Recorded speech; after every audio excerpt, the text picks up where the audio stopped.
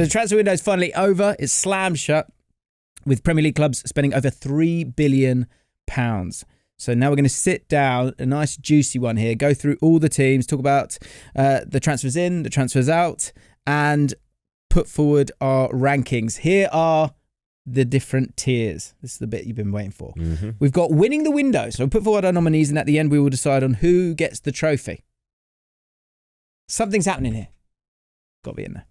So something's happening here, and in a good sense, which Nedham asked, which was a good question. It's good, but is it good? Standing still. And if you're standing still, Nedham, you're going backwards. That's what I've heard. yeah. That's what I've heard, yeah. I quite like standing still. And then iceberg ahead. So there is a danger on the way. As we always like to quote now, we're going to respect the alphabet. Okay. As Doogie Critchley said a few weeks ago. And we're going to kick off with Arsenal. Lucky Arsenal fans we're going to talk about them first. Spend, this is all according to Transfermarkt, who I'm sure themselves aren't saying that it's absolutely right, but this is the gist of what we've got. So 253.8 million spent, 6.9 million sold. That's the thing I think is interesting, yeah. And in terms of our rankings, are we going to put that within it in terms of sort of the profit and loss? Probably should do. Maybe. It's the game we're in now. The way that like profit and loss and all that stuff spread across years, that's you know true. what I mean? It could be perceived in a different manner, but as I was coming down here today, I was thinking to myself, like with these rankings, it's all about like perspective, isn't it? Because for example, if a club has a really good positive net spend, then the club would be happy. But if the fan base didn't have anybody coming in, you'd be more concerned. And as fans, we're so fake. Yeah. Because we go, there's something delicious about like QPR with some players. Spending money. Oh, it's lovely. It's so lovely. But it's also like, don't spend, but if it just goes too wrong, you go, don't spend all the money. Listen, we'll talk later on about Liverpool, and I've got a take on that, which I do find quite funny based on my friends anyway, who support Liverpool. But yeah, with Arsenal, like, I'm trying to look at this in the perspective of the people that you brought in, how many of them are going to be starters? So the ins are Kepa, Zubamendi, Norgard, Madueke, Mosquera, Gyökeres, Eze, Hincapié. So you're probably talking 3 starters. Would you say that's fair? Zubamendi, yes. Gyökeres, yes. Eze, yes. I bloody hope so. I think Eze over time takes over from Martinelli. Because I think Martinelli for Arsenal over the last couple of years has been quite underwhelming for most fans that I see. Yeah, had a really tough day on Sunday. So I think he'll be the one that steps out from that standpoint. In terms of that starting 11 though, I don't think the starting 11 matters, but the floor of the substitutes that are coming on, I think is huge here. You're assuming they're coming on though. Like but they're either going to come on or they're going to play one of the 2 games each week. Yeah. They're going to play 60 minutes of that game. Yeah, would you say Arsenal's depth has been the issue? And you could make a case that maybe it has been, but they're still built around certain players being available for the majority of the season. Currently. Yeah, who still haven't been replaced. But I think that's what they're trying to move away from. So you think, say for example, if Odegaard and Saka were still out for another like 2 months, do you think you'd still get a good enough version of Arsenal to be winning all those games? Because I don't think My view, I think Odegaard is struggling. I really like in this last year. You mean, or just in the last year? And I like, you can find it. Like, there's so many clips of me loving Odegaard, but this version that I'm seeing right now, and someone made a really good point, or an interesting point in the comments of the video I put out yesterday, where I'm kind of going after Odegaard at one point in terms of I want him to stand in there amongst it all. He keeps coming out. And it just makes it so much easier for the opposition to. Is that because they've got a 9 now? Sorry? Is that because they've got a 9 now? No, I don't think it's got anything to do with that personally. Why? Because I think that you want your 9 to occupy those centre backs. I want him. The reason Eze is such a must for them is that he will go inside. He will stand inside a block, which I think is really difficult. Will he though? Are you sure? He'll do one or 2 things. He'll either start there and stay there, which I think you saw in the last 20 minutes of it, and maybe I was looking for it. Or if he starts wide, he'll go in there as well. And that makes it so hard for the opposition, because he's got that bit that makes you a bit of a magnet and brings defenders towards you and then opens things up. Odegaard on the other side just doesn't do that for me, and I think it's more. I hope it's a confidence thing, because he's obviously a very good footballer, but you desperately needed Odegaard, and I think I'm scared to say it, but like a free-flowing Nwaneri or Dauman, who's brave enough to be in those, or feels free and young enough to be in those areas and create. I think that's what Arsenal need, because big shout out. Yeah, I get it. And look, I like Odegaard. I feel like in this team he's not doing what I would like to see him do, which means nothing. And that was the comment that people said, is that him not going inside it and getting the ball in those areas, is that down to Arteta telling him to come out?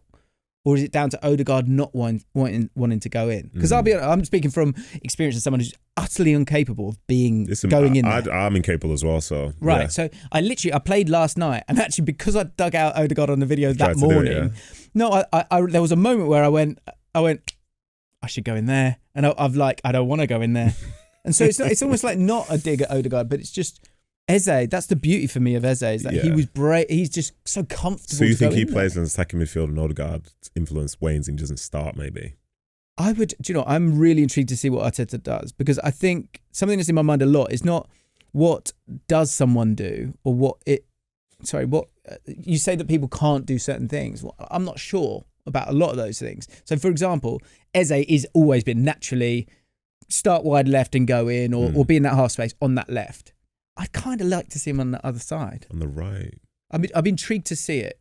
If you need it and Odegaard's not doing it or injured or whatever it might be, and you want to still have Declan Rice be able to push forward, or the same the other way, take Odegaard out and put Can Declan Rice play on that right-hand side?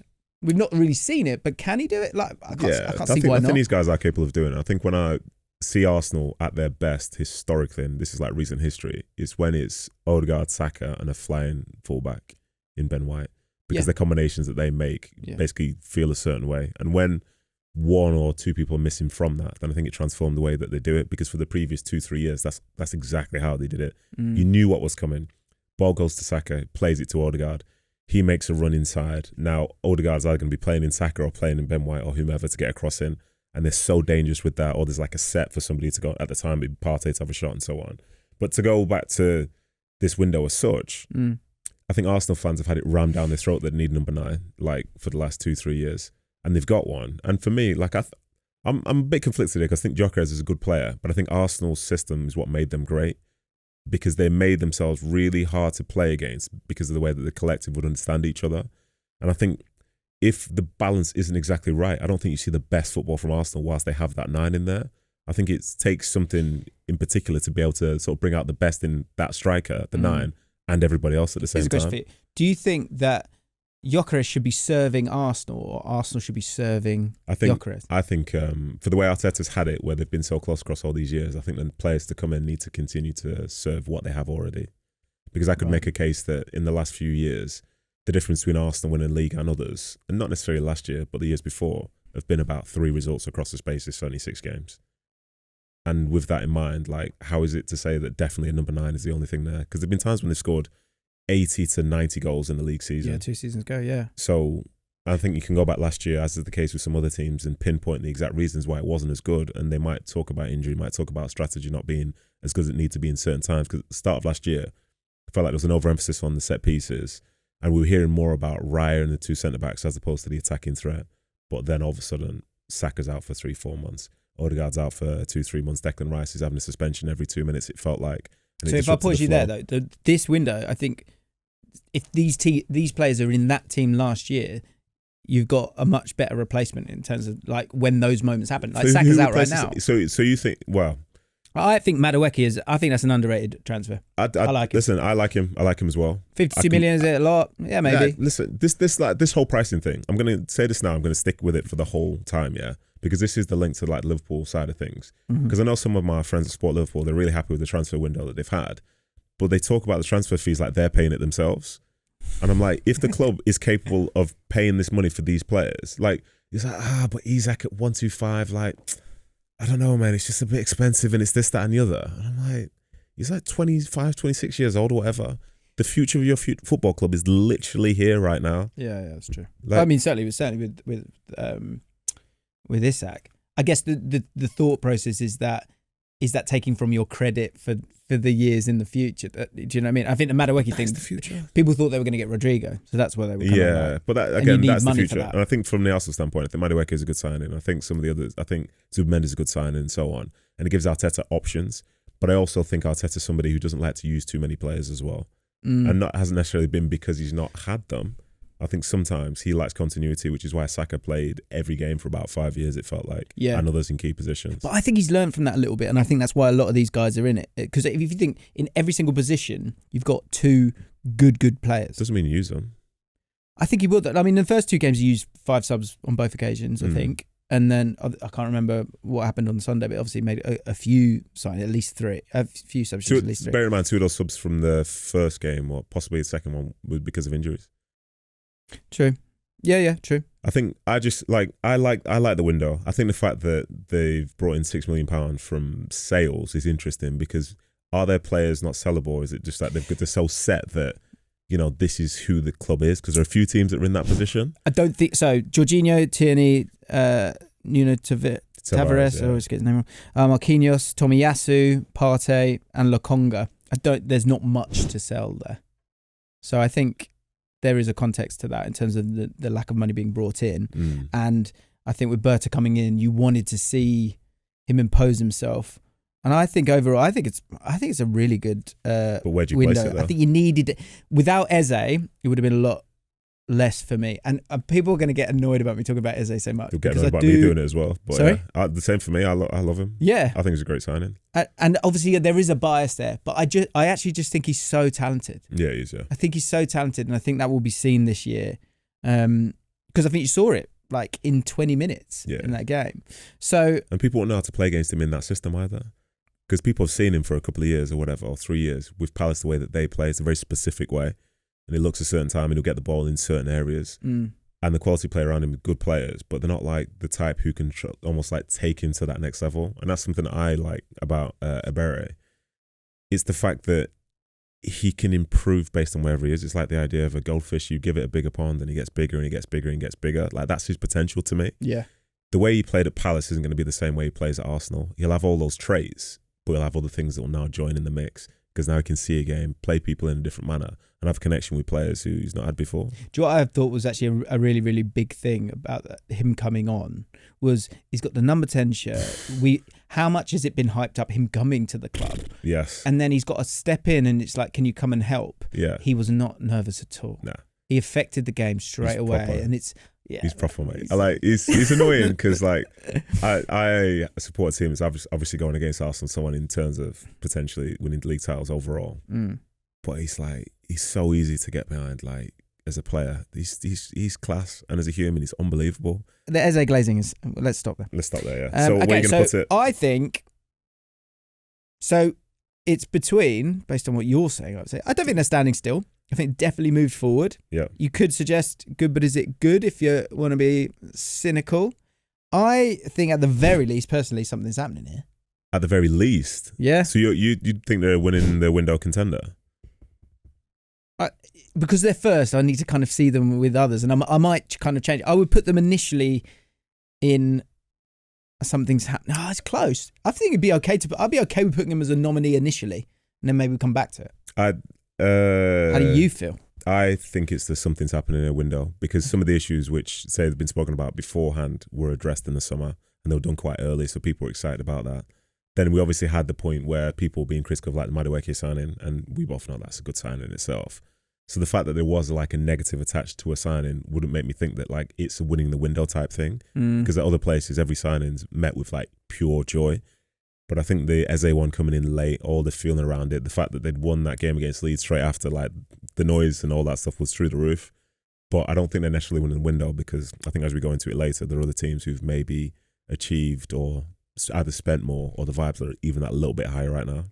Okay. I think they've just come off a loss. I think that's dampening it a little bit. Yeah, 1,000%. And they didn't, Hincapié is not like, oh my God, it's Hincapié. We kind of knew that was happening already. It's weird, but Hincapié, it's funny because Arsenal signed another left-footed like centre-half that played. I don't totally get, I don't see the huge need for that. Is this the death of Louis Skelly?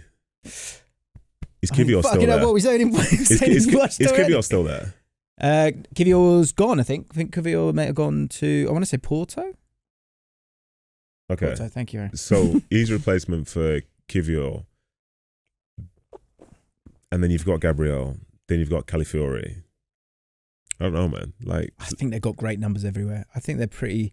They're in a safe place. There's plenty of like squad depth there. Yeah, but they're just it's that creative spark when they need it. Yeah. To have that guy you can go to and go, mate, can you just sort this out for us? Yeah. Like, can Eze be that? We'll see.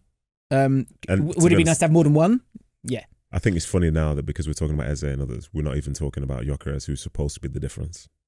Yeah, I think he's been so kind of, like I said at the start, he's not really been served so far. Like the Man United game, previously that never mattered with Arsenal because it was about the collective and the chance creation and so on, which was I thought was the strength. But if we get to this point now where all of a sudden we're looking at them with an eye whereby like, well, what's the service to the number 9? Do you know what I think will happen? Go on.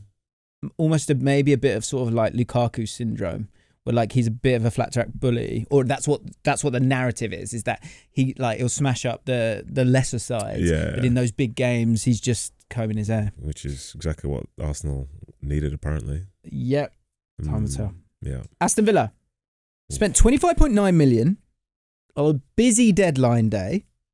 Net spend is 21.7. They've sold 47.7 million according to Transfermarkt.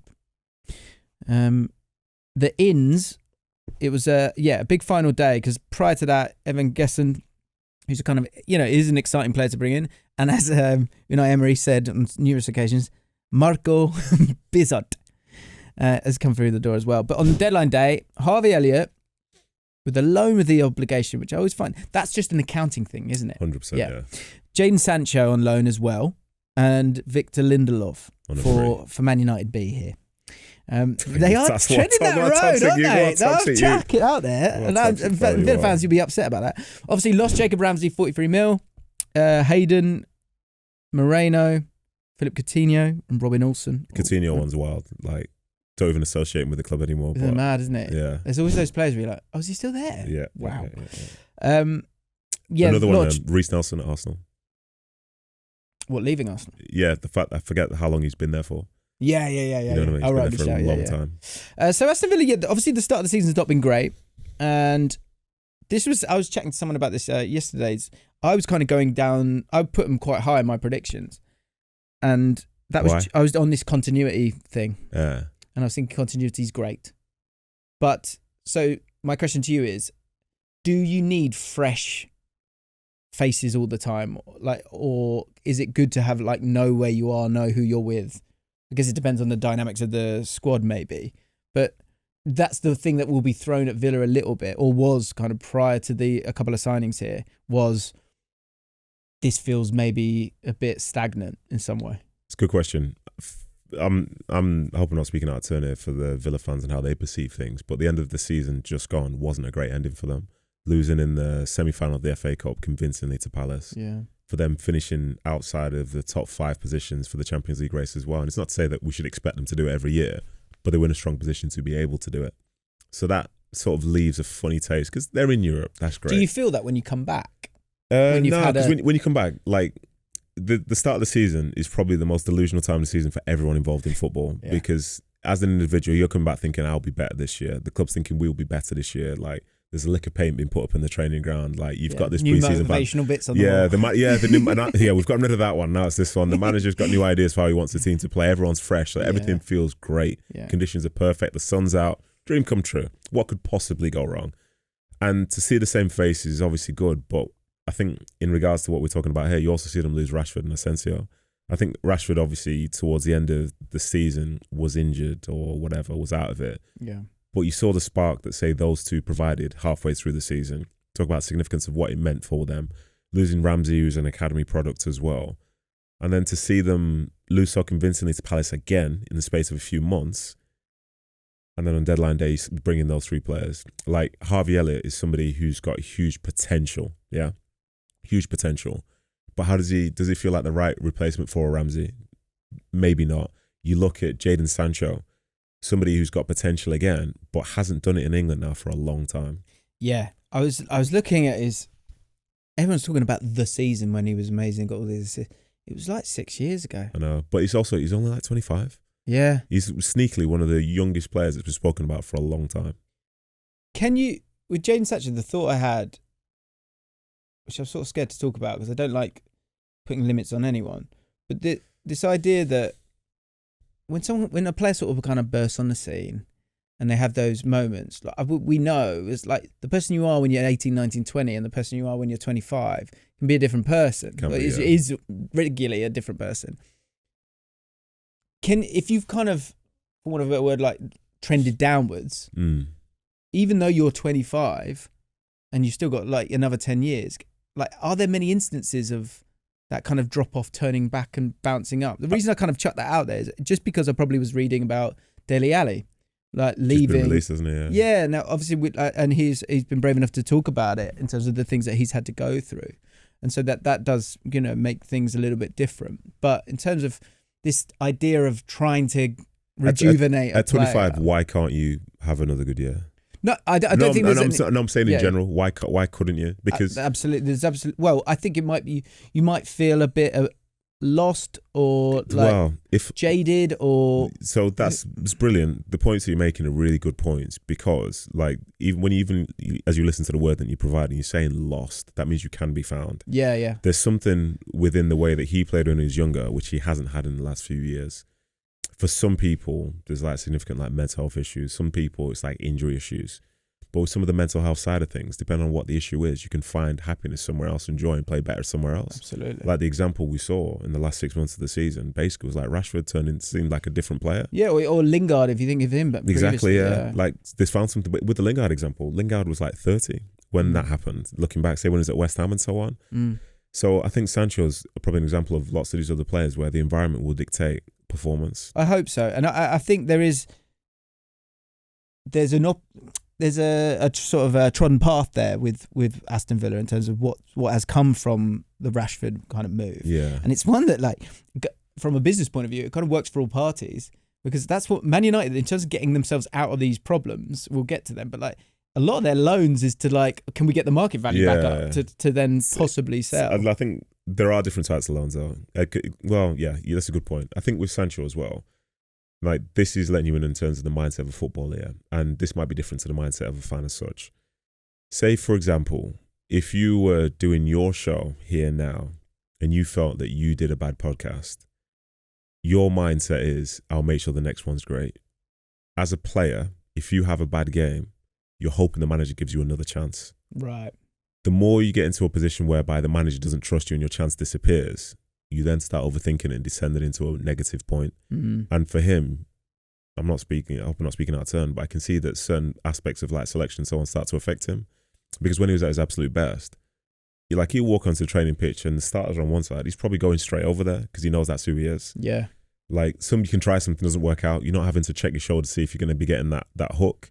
Whereas for us as fans, sometimes look at players not playing well and say, well, you've got to change it. Yeah. But that trust is what can elevate someone sometimes. It's not the trust when they're at the top.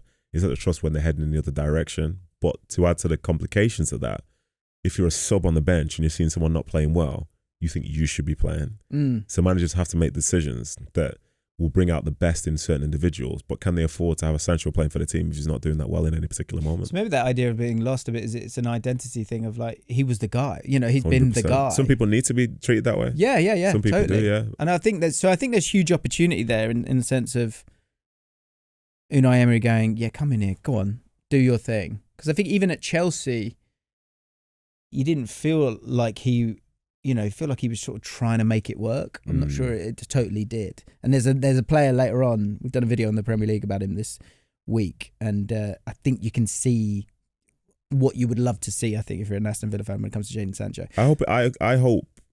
I hope he does well, because he received a ton of criticism, which I think is unfair in some ways. And I think at his core, he's probably got more in line with like younger football fans, because he's got an amateurish spirit about him in terms of how he plays. Because he seems like somebody who plays well when he's just allowed to play. Like some of the other stuff around football, which you have to do, some people enjoy that because it provides structure for them and it makes them see this is how it has to be. I've got to do this, I've got to do that. And Sancho will do that, but his joy is being out there on the pitch with the ball at his feet. Yeah. Managers that can sense that and provide him with that opportunity whilst also doing the other stuff, they can create, like it's easy to tell someone like, you're a bit late here. Come on, you need to be doing this more. You need to focus. Everyone else is doing this. This is so important if they're still allowed to play. But if you take the play away and say it's because you're late and all this stuff now. There's a resentment towards the manager because the thing that matters more to them, and you can never, it's almost like talk at times, like I say, amateurish. It's like you have to talk to them differently to get the best out of them. Because I think he himself thinks he's an outlier. Yeah. And that's okay. Yeah. I think, so quickly back to Odegaard, I think he's a good lad. And I think and that's why he's captain. I mean, he wants to work hard for the team. A lot of the ideas that, like, when you think of a 10, you kind of maybe don't attribute them to that because you want them to be an outlier, because then when you need that guy to go and fix it, they're not afraid, they're excited to go and do that. And I think that is one thing I like about Villa's deadline day moves in terms of Elliott and Sancho. I think you have got two players there that want to go and be the difference. Whether or not they'll end up being the difference is a different question. And I'll say, in regards of this ranking, I personally don't know if the Villa fans will be happy with that, not least of all because what's the stake with Emi Martinez? Yeah. Well, I mean, I guess they've retained him, so he will come back in. So that's good. Is it? I think if at the start of the win, well, I think you can answer this for me. Like, in 2 months' time, especially with Martinez, who was playing but has played this season, will come back and play. I think everyone will have forgotten about it. It's all right if everyone forgets about it, but what happens in the mind of Martinez? Why did he get to this position to where he wasn't playing anymore? Because he wanted to go. Exactly. So do you come back in the next day and say everything's fine? Or do you feel hold resentment because you wanted to go? But can it not be a more adult conversation than that, in the sense of you going like, I wanted to go, it's not happened. I'm here. One of the hardest things I think in just general life is when your head is turned, because it's very hard to turn back and see the same things. So when you think about what you could have had, yeah. When you think about what you could have had, it's like, say, game shows when people think that they've lost out on money, which they never had in the first place. Yeah. You don't walk out, like, say you could have won $1 million and instead, you've won like 10,000. You're not celebrating the fact you've won 10,000. You're thinking you've lost $1 million. Yeah. So for him, as with lots of other players, they'll try and be professional, but something within them is thinking they've lost out on something which they wanted to do, because otherwise they wouldn't have asked to be in that position to go elsewhere. And I'm concerned for 25 million, a team that's in Europe, I think that might be the lowest spend. That's the lowest spend of any team in the Premier League.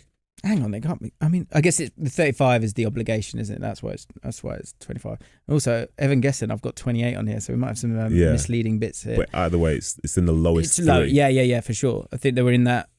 There was a few teams that were kind of waiting. I think there's a lack of pace here. Evan guessing might be able to provide a bit of that. Marlon might be important in terms of stretching it, and I think actually Watkins will have to kind of work the channels a little bit more if you're having Elliott and Sancho who are kind of want to get on it and then give it to someone. But maybe it will kind of all work out. I also thought, I'm surprised they didn't go and get a right back. I thought there was a right back to be maybe had there. Are you thinking standing really still or iceberg ahead? Sorry? Are you thinking standing still or iceberg ahead? Because for vibes, it's iceberg ahead. But for reality, it's probably standing still. I think standing still.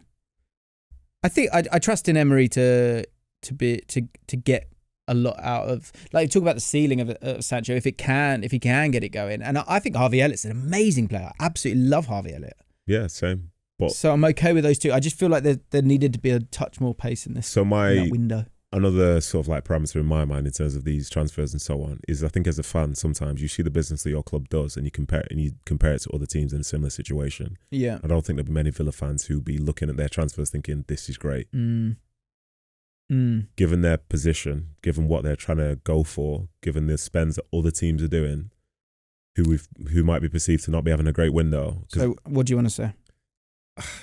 My gut's going to standing still. I'm happy to go standing still right now, but that's only because of Unai Emery as the manager.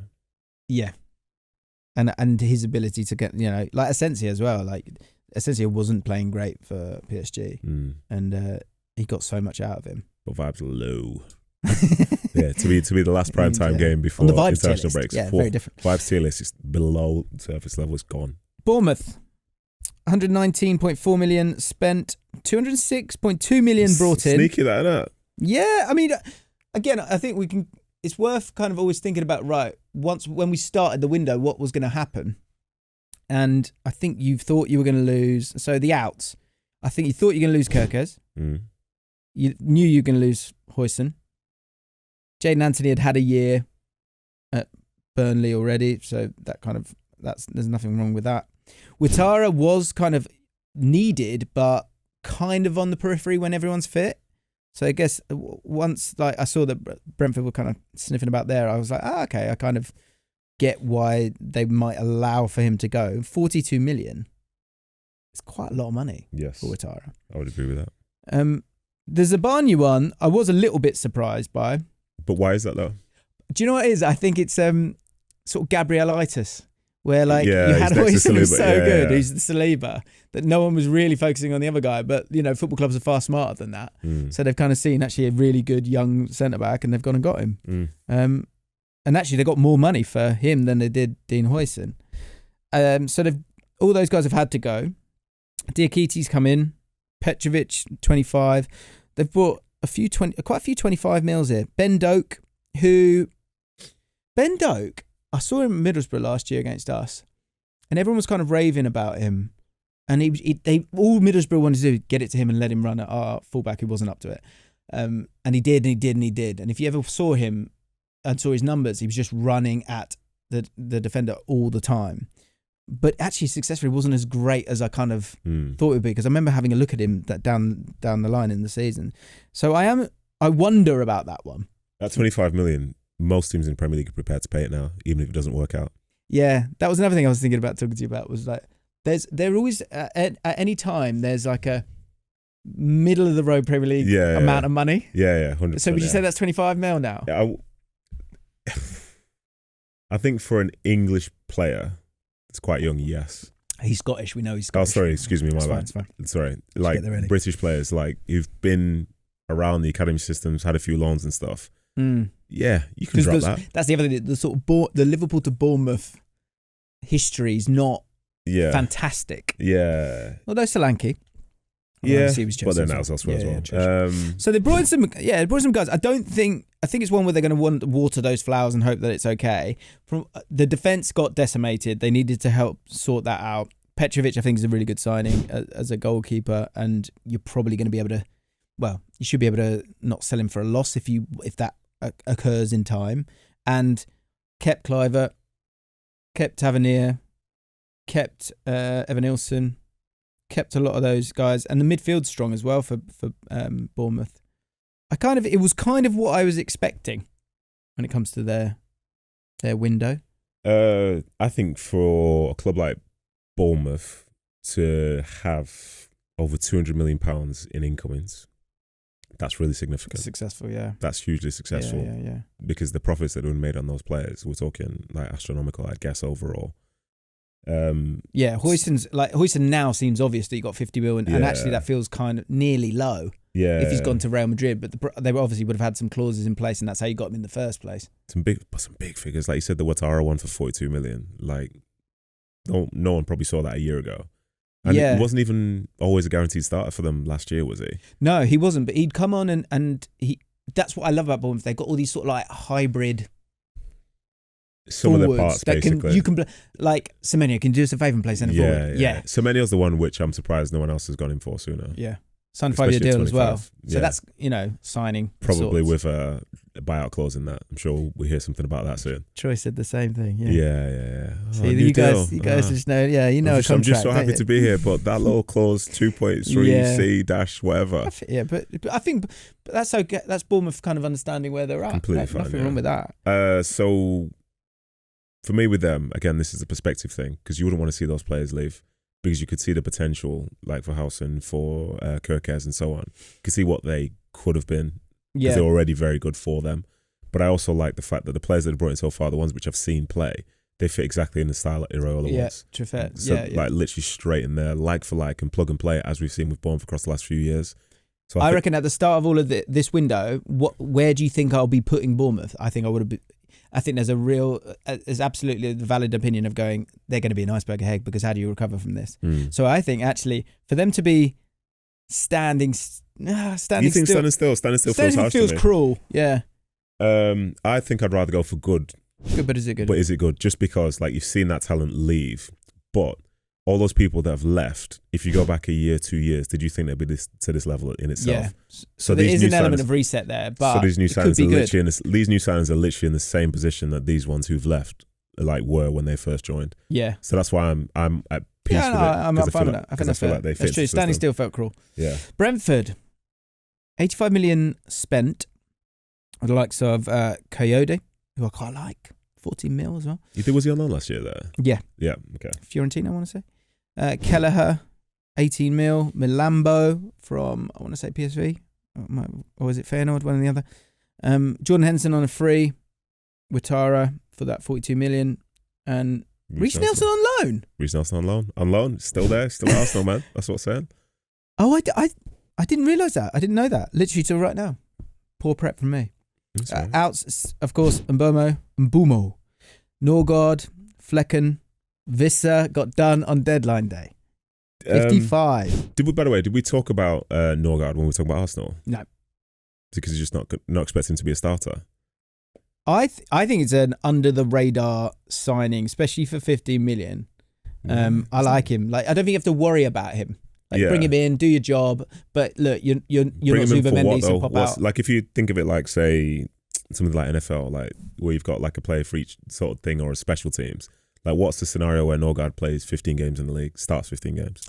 I think it would be games like after Champions League Leeds away. Leeds away? Or like Ellen Road? Or Burnley away, where they've got a team of monsters and they're all 6'3", and Zubamendi's just not going to cut it. Okay. I hope he does well. It's a great move for him. Yeah, I think it's great. I think the only person who's kind of missed out, but it's probably, he's a bit older, isn't he? And contract running out and all those things, is probably Brentford in terms of 50 million. Because in terms of his, if you were just forget age, you were just how good are they, and then ranking them in value, Norgard's worth more than 50 million if we're saying 25. Was he the captain as well? Yeah. Losing your captain in the Premier League to anyone's like, that's a big deal. So for Brentford, the replacement there is Henderson, obviously. Yeah. How do you feel about that? In what sense? What angle? Will he be a successful player for Brentford? I think he will, yeah. Yeah? Yeah. Obviously, he's not a long-term signing for Brentford. And I think Brentford, realistically, in the past have been built around that. You know what I mean? Having people who will be there for 2, 3, 4 years, whatever. Yeah. But I think you do need an element of know-how. And I think he'll be a good bridge between Keith Andrews and the players.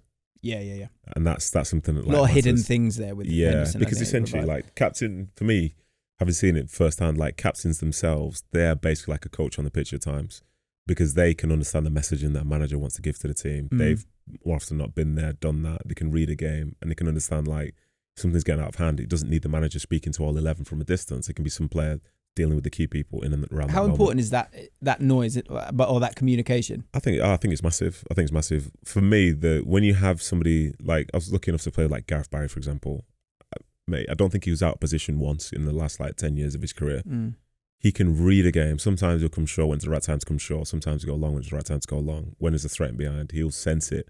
And those people that can sense that danger, like, it's the stuff which doesn't appear obvious. See it. Oh, yeah. But people who play with it will always mention it. So Jordan will be one of them. He'll fit in there. He'll not make it about him. He'll make it about trying to progress and be the best he can be for that situation. I know some people don't like him, whatever. Fine, like, I couldn't care less about that. I think having someone like that is the same way now for like Brighton having a James Milner. Like, I promise you, those people make a difference in ways which you can't even comprehend at times. So in terms of their window, losing 2 of those goal scorers, losing your captain, losing your keeper, who obviously made a lot of saves last year as well, statistically. And a new manager as well. I would hint at, I reckon if you asked 100 Brentford fans, who are your 4 best players? They probably know. I think at least 60% of them would go Mbumo, Norgard, Flecken, and Visser. Maybe the centre backs, maybe Collins or. Through the years in the Premier League, they've not really had a window where they had to get rid of everyone key, have they? Yeah, this is it, and I think it's hard, but it's obviously it's part of it. There's no just continuous like steps forward, and Brentford know that. They've always been good about that. So they've been net spenders. They're in the profit. Is it the red or the black? I don't know. The 48.9 million. The black. I think. Yeah. They've obviously lost a lot of goals. You're hoping Shada, Thiago, is that enough? Thiago, of course, was, that's previous windows where you're hoping that really like comes to fruition now. I am slightly nervous about them. I think there'll be a lot more, what's the word? Is agricultural the word? Like pragmatic. They're going to go, like the Villa game, they went beforehand so anyway, long. I think I thought under Frank, I think they played much better, and it was quite fun. I think they'll take a backward step in that sense because I don't think they've got the same quality in there. And you got Thiago up top, who they're just going to try and I think they're going to hit a lot. I think in 2 seasons to lose Tony, Vissa, and then Burma, it's horrible. Yeah, so I'm leaning towards standing still. To be honest, are you thinking worse? I generally have a rule in all content where you just don't go against Brentford because they're just really, really smart. Yeah, I've suffered that fate before. Yeah. So you're gonna go good, but is it good? It's a lot of goals. Oh no! It's the bottom 2 for me. It's standing still, or they've definitely not moved forward for me. No, I would agree with that. I don't think for me, I don't think Brentford fans at the end of last season would say, "I tell you what, we need this year. We need to get rid of Flecken, Norgard, Burma, and Vissa. They're the problem." Yeah. And your manager. And Watari, I think he's a great signing. Is he the marquee signing? Is he the record transfer? 42 million. 42, I don't know. Because it was Collins before, I think, Was it? And maybe someone else after. But I need to check on that, guys. Yeah. I would. You're going iceberg, aren't you? Yeah. Iceberg. Okay. And what is iceberg? Relegation? A relegation fight. We can return to all of these. Okay.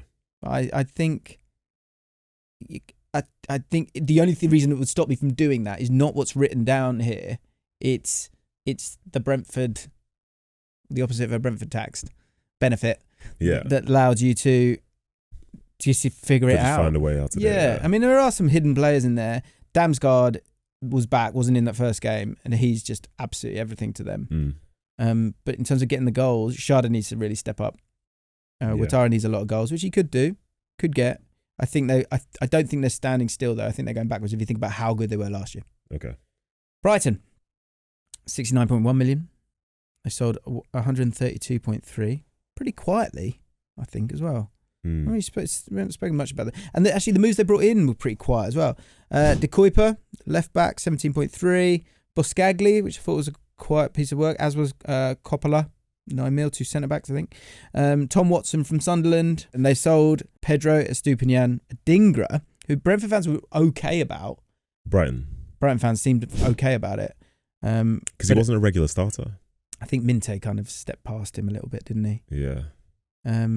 Lamptey. Matt O'Reilly. Did that happen? That happened. Sorry, there's been so much going on. It's a ridiculous day of football transfers. That feels like a miss for me. Well, let him go. Yeah. Why? I like him. So, what does that mean that he has to stay? Well, because you keep the players that are good.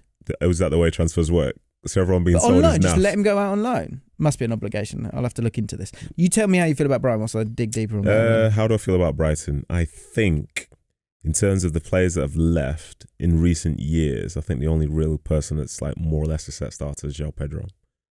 And even then, there was some variation as well between, say, it was him, Rutter, and Welbeck, wasn't it? Sometimes they'd be going in the 3 last year, I think. But I think he's the potential like star that's gone elsewhere. So he's the one, who we speak about when we talk about like Caicedo's or this guy and that guy. Yeah, he's the next in the line, yeah. I think the fact they kept Baleba is a big deal. Someone was trying to say to me that, they're not in the cycle of like selling these players and, they can let him play more games and so on. But then I looked and he's already played more games than Caicedo did for them. But I think he's going to be the next one who will have to make a decision about whether, they're going to cash in on him or just keep him. It's when, isn't it? It's how it feels. Obviously, things could change, but that's how it feels right now. But I don't mind it because in terms of people that they've sold, like I say, you've sold basically one starter.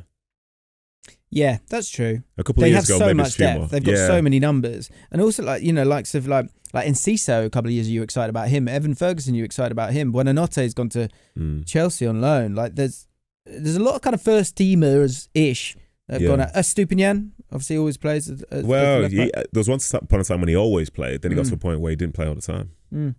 So something happened there where the manager just wasn't really having him as much. Maybe 17.4 million for a left back. So yeah, maybe a bit cheap on that in that instance. I think the thing for me that I'm intrigued to see, Marseille on loan. I thought it was Juventus. Marseille had a few. Terry Lamptey went out the door as well. Yeah, Marseille had a few interesting transfers as well. Right. Yeah, Marseille. Yeah, it's an interesting project, that one.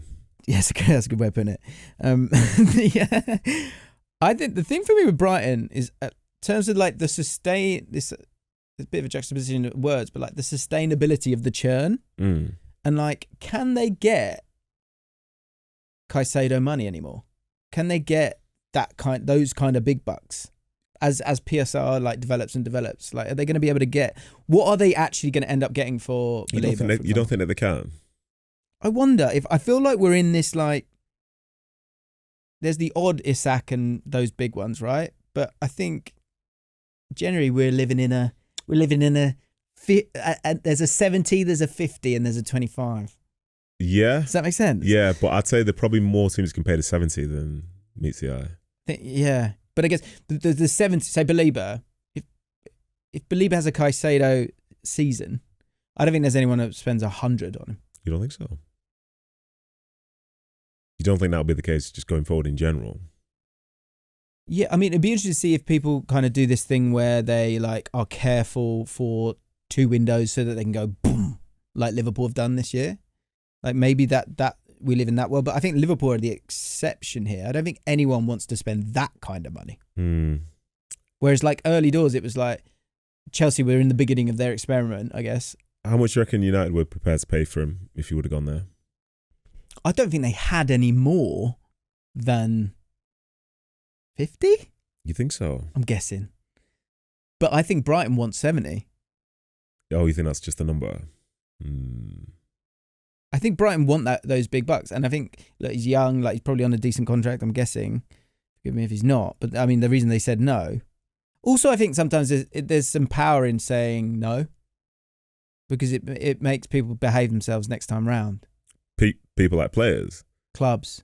No. No? No. This is why you're here, mate. Sense check. What a delightfully like purist way to think about football there. Do you not think, like, I thought this about Newcastle a little bit in the sense of, if Newcastle had gone, no, sorry. About who? About Isak. I went, sorry, no, he's staying.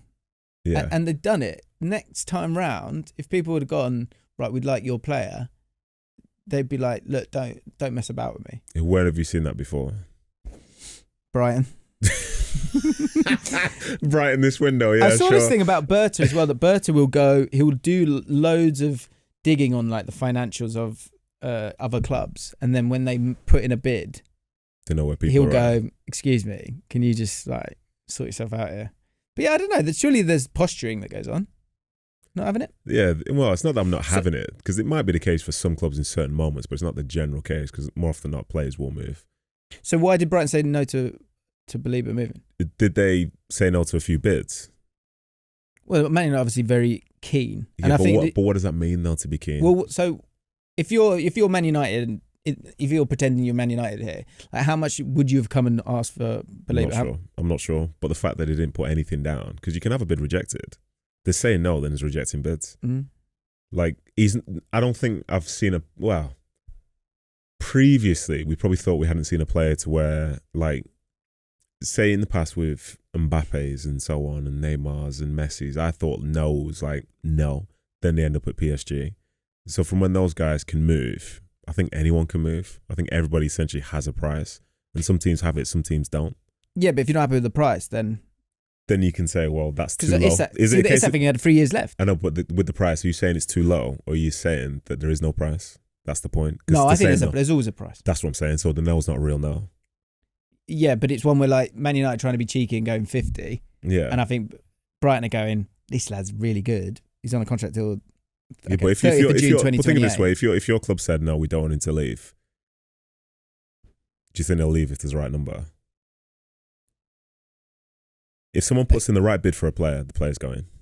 Yeah, I agree, but it has to be the right bid. Yeah. So if it's not like with Isak, if they weren't happy with 125, if they really, really wanted 150, how about if the player says they want to leave though? I mean, yeah, I think we're going to get onto that for sure, which I think is an interesting one and a big theme of this window. I think Brighton, for me, is to go back to the tiers. I think it's good, but is it good? Or do you think higher? Yeah, there's some question marks there for me, but I think there is such a healthy club, and they have such a depth of squad that they're able to wiggle and move, and I think they're okay. Yeah. Are you happy there, middle section? I agree, yeah. Okay. Where we have to? Burnley. Burnley? Oh, let's talk about Burnley. Let's talk about Burnley, shall we? Get comfy. 111 spent, 30 sold, so 80 in the red. we did a relegation pod, didn't we? Do you remember? Mhm. I was looking at the data for it, and they were generally suggesting that you kind of do need to spend. Bender, yeah. You need to almost like sort of burst your way out of it by spending too much. Do you think, and all the promoted teams have spent money, right? Mm-hmm. Do you think Burnley have done pretty well here? We've got Kyle Walker, Chauna from Lazio, Twanzebe, Hartman, quite like. Bashir Humphries, I don't know much, but obviously from Chelsea, so you would imagine there's a bit of pedigree there. Jaden Anthony started the season pretty well. Marcus Edwards, Zion Fleming, Max Weiss, Jacob Brun Larson, who was there last year. Ogachukwu, Dubravka, Brozier, and on deadline day, Florentino Luis. How many do you make that? Is that 13 or 14 players? I wasn't counting, mate. My issue is that that's a lot of players. And like the spend of 111 is a lot of money, but spread across like 13, 14 players is not as much. Yeah. And then when the biggest chunk comes from Brozier, and Brozier's definitely going to be starting, I'm not even sure. So the most they've spent is 23 on Ogachukwu. Yeah. It's obviously young, and I think you're not going to get, there's resale value there, right? Yeah. I think if I was a Burnley fan, I'd be happy in the fact that they have spent some money. I think, as we were talking about earlier, sometimes it's relative to like what the other teams are doing, and they have spent more than Leeds, but less than Sunderland. I think Sunderland are applying a bit of pressure just for vibes for some of the other teams down there. Yeah. Remember that? Yeah. Yeah. I really like this window for Burnley. I think they've brought in, it looks solid to me. Looks solid. They got solid, they got a bit of energy, they got experience. That midfield, like Jaden Anthony I think is a good Premier League player. My concern is up front. Isn't that always going to be the case with a promoted team though? Your main sign is Brozier, and is he going to stay fit? That would be my concern. But Florentino Luis and Ogachukwu in midfield, that is pretty solid. Okay, when you talk about like teams in the potentially around the bottom three, or say bottom 7 or 8 positions, yeah, how many goals would you expect their forwards to get? How many of them? Say there are 2 forwards.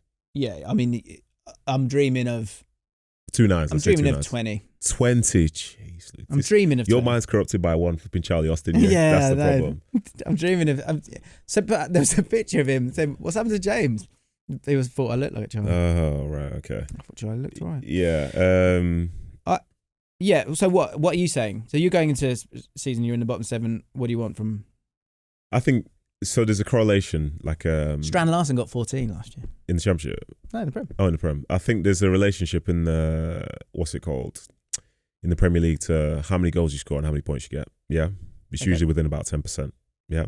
So if you want to be in that bottom, well, not if you want to be, because nobody's trying to be in the bottom 7, but you probably need to get as a team to somewhere between 40 and 50 goals. Okay. So I don't necessarily want to be in a team like, for example, the Charlie Austin year. He scored basically all our goals and we didn't score enough. Yeah. There has to be spread from everywhere. You need to be contributing from midfield, the wide forwards, the backs, the collective. Yeah. Like if you have somebody that scores, like Jamie Vardy scored like 13, 14 last year. What did Leicester do? They went down. So I like the fact that they've spent the money. That's a big show of intent. I just went to 21-22 just to kind of, I thought I'd go back a few years and I could go back further. But you're kind of like the bottom 3, 23, 34, 34 goals. 17th, who stayed up by 3 points, Leeds, 42 goals. Everton 43, 43, 52. Interesting. That's literally, there's a mad relationship, as I say, to where it's almost like within 10% either way. And the only time there are exceptions is when somebody's either got like a horrific defence or they had an outrageously good goal scoring season. Yeah. Like those goals do matter. And it's like, yeah, Luton, so the year after when Luton, Burnley and Sheffield United went down. Yeah, and Luton went down, but look at the defence. The defence is like this 85, shambles. Yeah, and Burnley 41-78, but yeah, actually the teams above are all around. It was quite a high scoring season, so lots of 46s and 49s and 50s. Yeah. So yeah, okay. So what? So that does that concern you? There's not enough goals in there, or you're okay? No. You're okay because I don't expect them to score a lot of goals. Right. That's the thing, and that's why I wouldn't necessarily put all my eggs in the basket of like this striker's going to come in, he's going to score 15 goals, because in reality that's not going to be the case, because the chances that they'll create compared to other teams, like come the end of the season, when you look at their like effective XG for the whole year, it's not going to be incredibly high. Yeah, true. And you're not going to be able to spend like money on somebody who's going to be an incredible finisher who might finish like half of their chances or whatever. You can't really afford that. Do you know, you're right as well. Elsewhere in that team, there's Zion Fleming, there's Mejbri, There's Allow Foster's started the season pretty well. There's maybe some goals elsewhere for them. Yeah, it's massive. Which might help, but that's a different story. The window.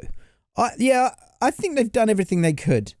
And I think in terms of, generally you're really worried about these teams that have come up. I think everyone's gone, do you know what? These squads don't look as far off as we thought. Yeah, and we've seen from the start of the season they are proving to be competitive. Yeah. The fact that everybody's had a win. My only concern is just the volume. For that to be like 13 odd players. I think that's too much. I personally think it's too much just because there are players who have signed who will not be starting. Okay. It's good, but is it good? Feels like. Would you agree? Yeah, because it's going to have to be you have to see over time. Yeah. Okay. Chelsea.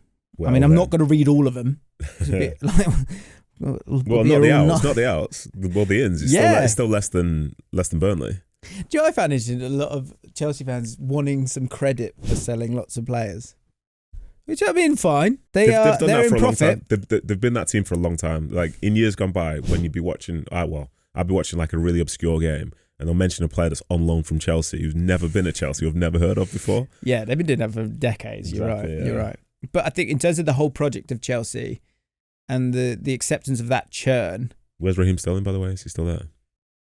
I don't think he moved, did he, in the end? It's a shame. Low move to the Rangers? There was talk he was going to go to Fulham, so he's looking West London. Yeah. Anything's possible. My God, that would be unreal. Can you imagine? Complete change of vibes. He wants to come home. Chelsea. Yeah. How are we feeling about Chelsea? I think... What do you think about the Jackson thing? Which angle?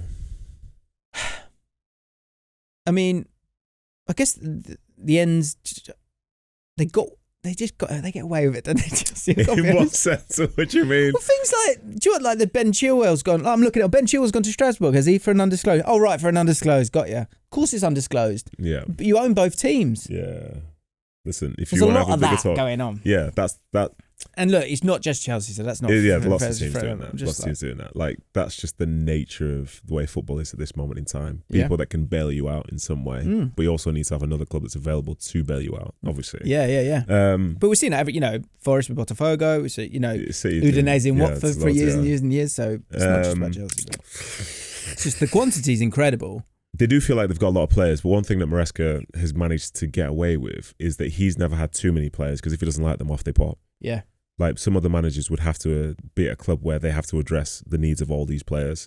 But we've seen from the moment he arrived, he says, no, I only work with 18 players. I only work with 20 players. So then you forget this like section of players who they bought maybe in other windows who aren't going to play. But because they got them on 7-year contracts, you can send them on loan, go, oh, look, he's really good. Prove it to everyone else, and then people can buy it. But do you know, in regards to those 7-year deals and stuff, the two parts, well, there's more than two parts to it, but I don't begrudge the players signing them, because if a club comes in for you, especially, the Chelsea 11 that you see, especially the one at the weekend just gone, how many of those players would you say were superstars when they were bought? Yeah, I mean, yeah, they went big on potential for sure. 100%. Like, you could argue that like an Enzo Fernandez in midfield, who was the big signing from like Benfica or whatever, who's playing for Argentina, that's one thing. Yeah, you got 200 million in midfield. Yeah, you've got 200 million in midfield that was spent on like potential as such. But in terms of like superstars, I then looked around the team. I was seeing like Trevor Chalobah. Yeah, the whole back line. So we got Sanchez in goal. Yeah, he's not a superstar. Cucurella is bought for big money, but he's actually been a really good signing. Yeah, exactly. Overall, Adebayo, Chalobah, Gusto's had ups and downs. Neto from Wolves. You've got Esteval is being seen to be the next potential big one. Guy, yeah. But again, like I was saying, I wouldn't. Pedro. If I was one of those players, I wouldn't turn down and move to Chelsea, because from where you're coming from, it's like seen as a big step up, because you're going to a club who measures success based on like Champions League appearances and winning trophies. That's been Chelsea's history over the last like 20 years or so, if not longer. Do you know what it is? It's like the flipping has been proven to do, be great for them. If you think of Jackson, the money they made on him. But do you know what I do it? I always do it. Like it's like the other side of those academy players. When an academy player goes kind of off, you kind of presume they're really good because they're Chelsea academy players.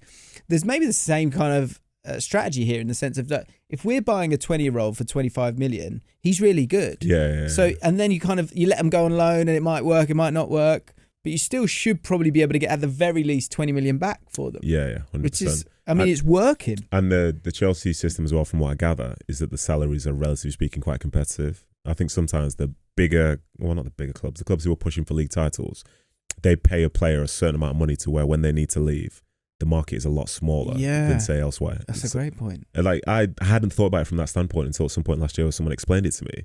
And that's why, like, if you leave Chelsea, there are lots of places you can go. Yeah. As opposed to the conversations where, say, Sancho's leaving United, who can afford him? Well, all of those Rashford's United leaving, guys. who can afford him? No, for these guys, it's wherever. Yeah. You know what I mean? Yeah, that's a great point. So the contract value might be the same as someone like a Sancho, but because it's spread across more years, and then when he's there, if he doesn't work out, as you can see, people can go. I don't think there's any way around it not being a good window. I mean, I guess one thing you could chuck in there, but it's to that point is you're buying these players and you're going to sort of see how they grow.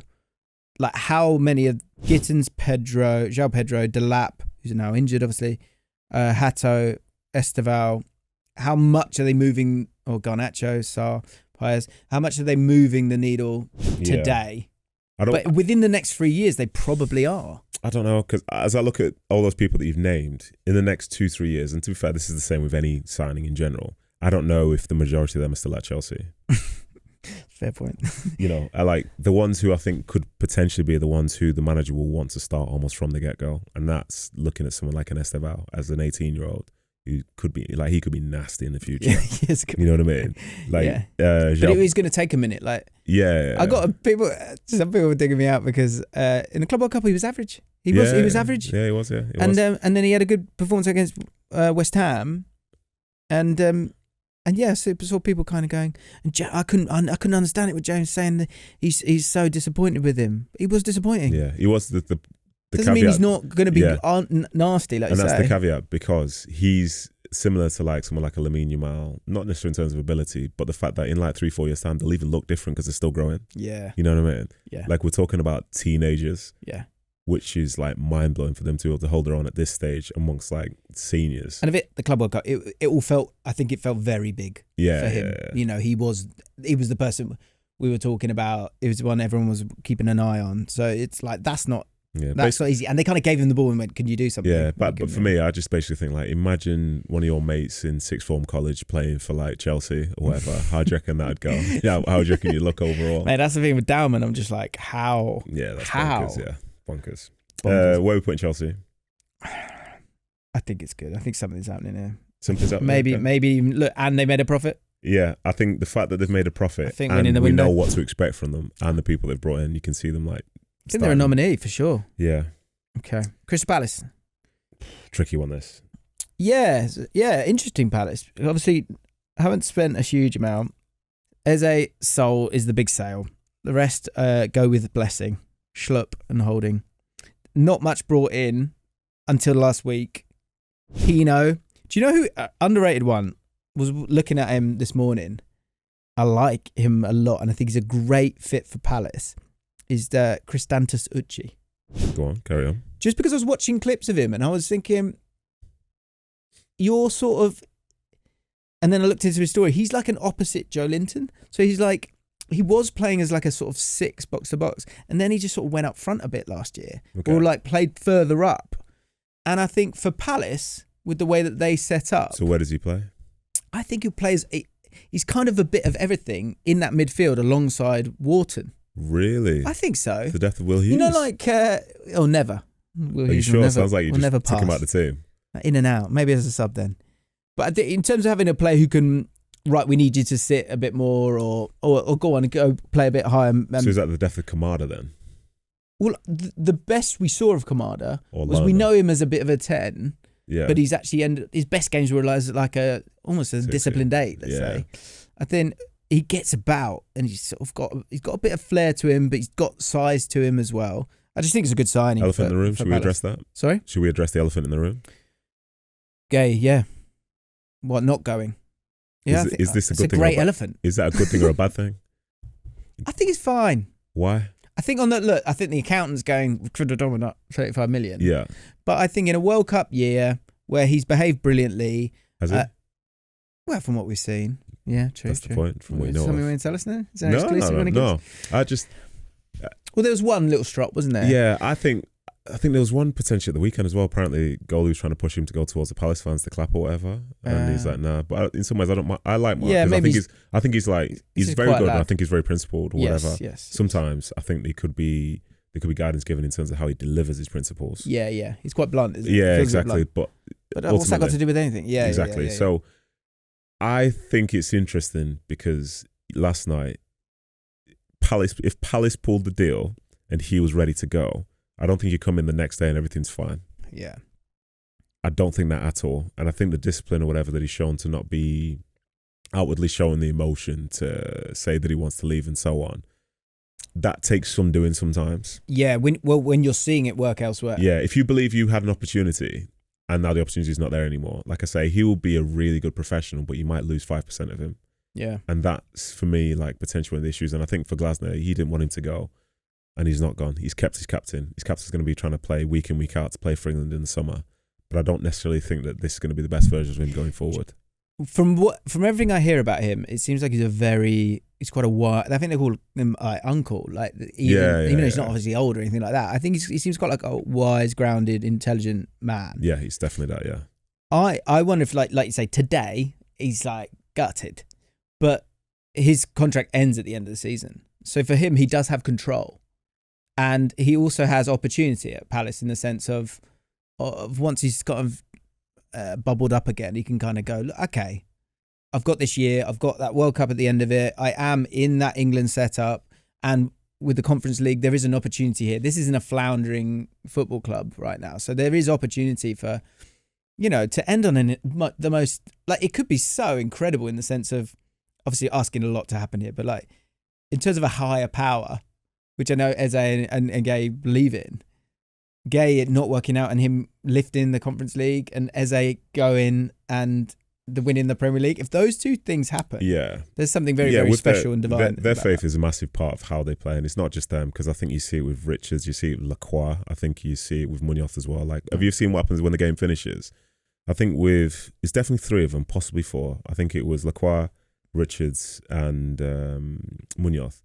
They drop down onto a knee and just pray straight away as soon as the whistle goes. Really? Wow. I was like, I've never seen that before. So that's a big part of how they see things. Right. They might dictate how they are in any situation. But for Mark, like, I really like him. I think him doing well, like, I feel something with that. I don't know what it is, but I feel something with that. I agree. And for Palace to keep their captain, the Premier League starting captain and singing international, is brilliant. Yeah, it is brilliant.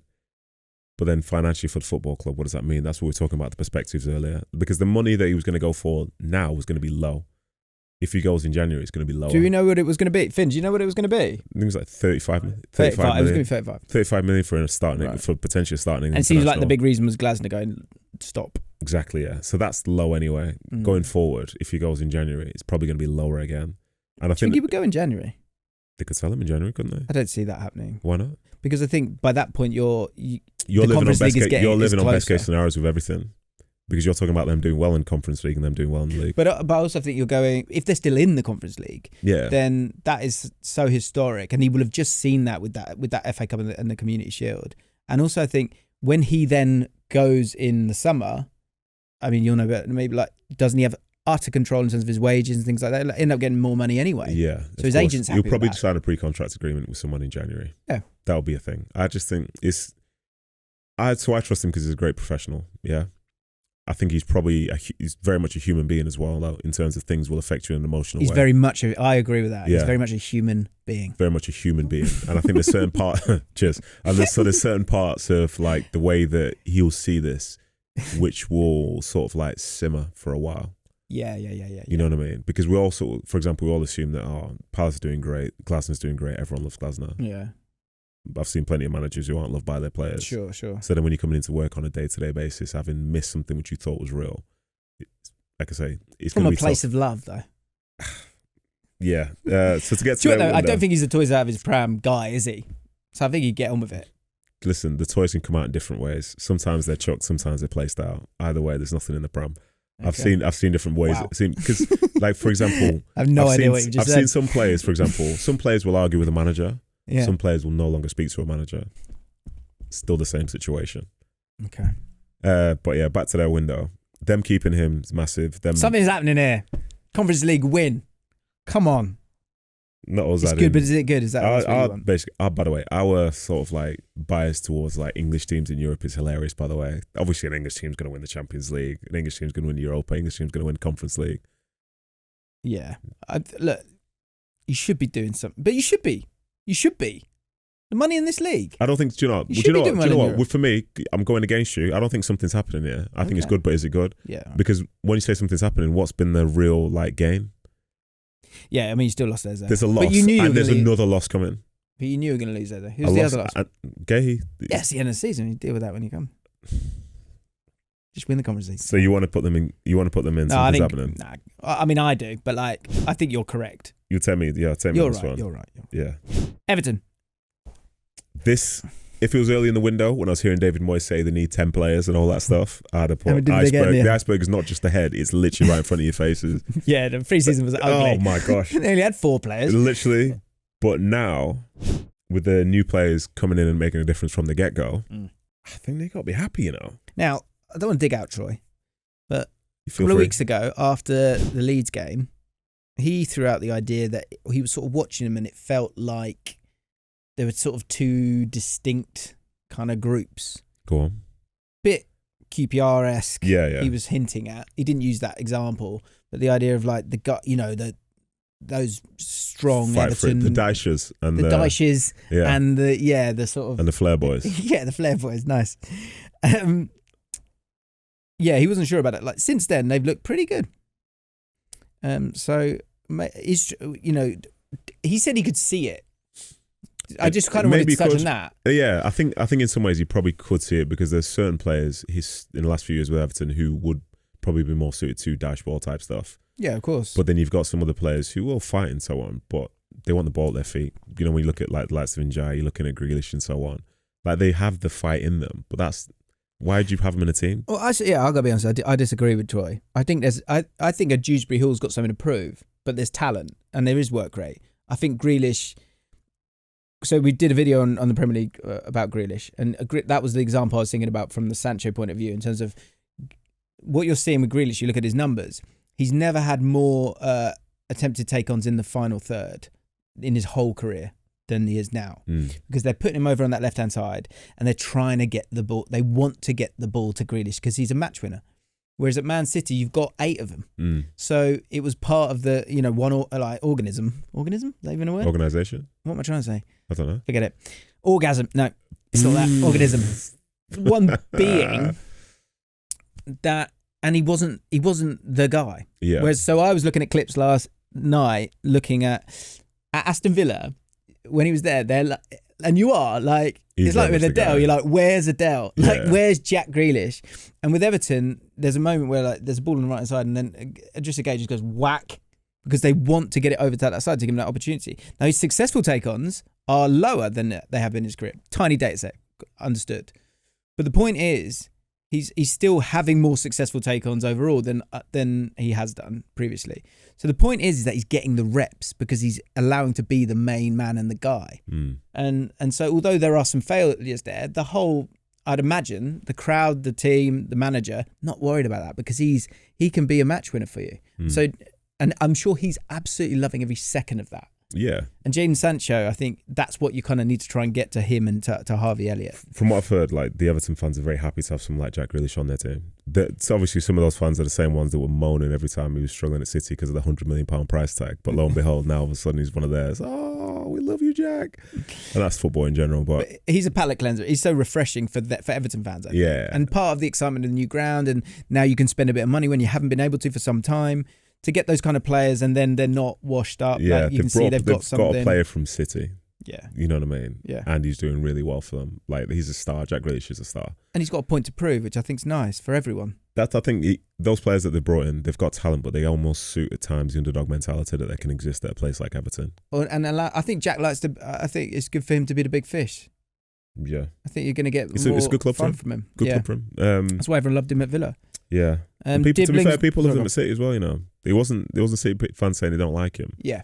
There's obviously way more to that. Dibbling's going to be interesting because I feel like dibbling is like a statistician's darling. Like I've heard all the like nerds love him, like adore him and say this is the best thing. Like this is, I know in particular to like Statman Dave, like adore him on a spreadsheet. I don't think he's ever seen a better player, Messi included. But could you tell me how he fits into this Everton side? Yeah, I mean, I always really wanted him at Newcastle.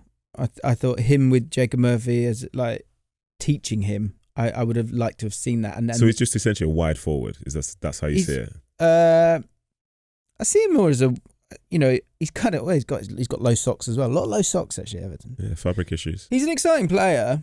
I mean, from what I saw him at Southampton, he gets on the ball and he dribbles, and he's good at that. And so which position though? Right wing, I think.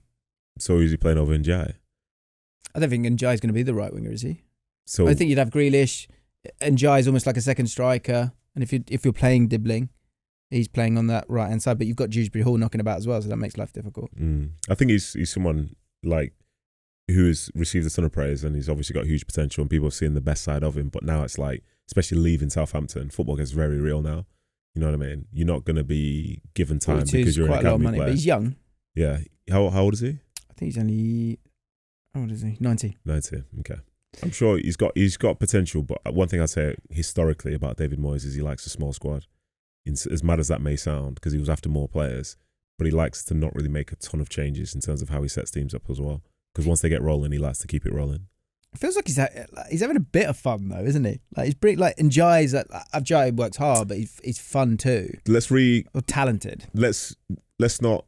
Like, not you, but let's not rewrite the history of David Moyes, because he was also the manager who got Everton into the Champions League. Yeah. He was the manager who on the left side had Pienaar and Leighton Baines, who were known for their attacking play. I think Njai and Pienaar, I think there's quite a lot of similarities there. Yes. Kind of style of play. Yeah, you've got Njai on the right. You're right. But, I mean, I guess with Dibbling as well, he's 19, so bring him on. Not just about 11, is it? No, not at all. You want some depth. That's always been a problem. I think he'll get game time. Yeah. And he'll be given time overall. But the players who were ahead of him are pretty significant right now. It's a good point. It might not be this year. He's all being well if everyone's fit. This year he's not a starter. That's the thing. The people.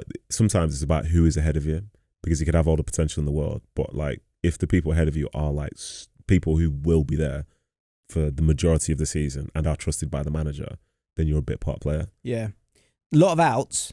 Yeah, but are all kind of outs that needed to happen, I think. And yeah, I really like Dewsbury Hall. I think that's a nice level for him.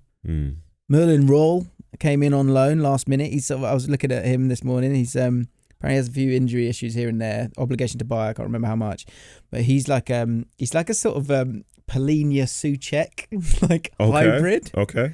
All arms and legs. Okay. 6'3", another big boy. Okay. So he's kind of come through the door. A lot of people, I think. Do you know what I'm nervous about? I don't want to go too big on Everton's window because I'd quite like to see him do well, and I'm fearful of my words. Yeah. But I mean, I think they're going to have such an exciting season this year. Yeah, I think the fact that exciting. Did you say? What does that mean? I think they'll beat some good teams and well. Finish where? 10th. Okay. Maybe just plucking that out of the air. Top half then. I've got to redo my predictions then. Yeah. Steady on. No, I'm backing that, and I think for how the window's finished with them being a new stadium, I think it feels like something's happening there, because I don't think for them they'd previously been in a position to have brought over a player, even if on loan, that's worth £100 million. Do you know as well? There's that nice mix of we've got lots of guys who are ready to work hard, and we just added a little sprinkling here. Yeah. Whereas like sometimes it goes the wrong way. So like Stoke did it, and they added a sprinkling, and then they just went too far with it. Yeah, I mean we could say QPR did it. But yep, Everton did it the kind of previously as well. You had Moyes and it went to Martinez, which worked, and then it kind of maybe went a little bit soft. Something's happening? Yeah. Something's happening. Yeah. Fulham. This is an awkward one. All right, okay. Spent 35, sold 14.7. It's like that window feels like January to hear that. Yeah. Do you know what's so funny as well? So they brought in, and I love this, it's both a sort of, I'm both like, I like this, but I'm also, it's so disappointing. They've brought in the Brazilian techie flary winger, Kevin. It's not right, is it? But it's also kind of become, it's a thing now, isn't it? They're just like, they're called just Kevin. single names, yeah. I was another one I didn't know much about, was looking at him. He's really fun to watch. Okay. Really, really fun to watch. He's one of those ones, so yeah, he's a winger, he's got pace. I don't know, when he squares up his defender that he's up against, I don't know what he's going to do, and I'm not sure he does either, but he does do stuff pretty quickly. Like, I don't know if that'll work in the Premier League or not. Could do. I think Fulham are a good enough side to give him the opportunity to have those 1v1s. Yeah. In the likes of like Willian, not outrageous pace, but pretty techie. Iwobi the same. Pereira the same. Wilson the same. He's not like that. He's got a bit more pace about him than that. 34.6 million is a solid amount of money. That is a solid amount. And that's, you could argue, saved their window. Because previously, what was the number? What do you mean by save, though? As in, just spend for vibes. spending's sake. No, well, we do. We do in the summer. Yeah, for vibes. Like when they put out their team on the weekend or whatever against United, it's like, this is a very familiar team to what we've seen before. This is the other side of the coin of like continuity, because like they were good last season, then it kind of fell away because they were getting good results against like some of the teams higher up in the league early doors in the season, and then it was like turned into a bit of a nothing. Yeah, because they didn't finish in the European places, which I imagine they thought they could have done. So when you want to go again in the summer, well, what do you have? Yeah, you want to move forward, it with? And the people around you again, what are they doing? And I think for Fulham, there's this person to be excited about, but if that ends up being a bust, then that'll feel like a wasted window, I think. Yeah, it's a bit like the Villa one, where they're a steady squad, and they've got a lot of good Premier League players who are probably like mid to late 20s, and so you can't, like Robinson, for example, you can't really sell them for big money, so why bother? And I said this last year, it was like, oh, I quite like this squad, I think there's a quality to it, and you could see them just all being together for 4 or 5 years. It's like an older style of transfers. Yeah.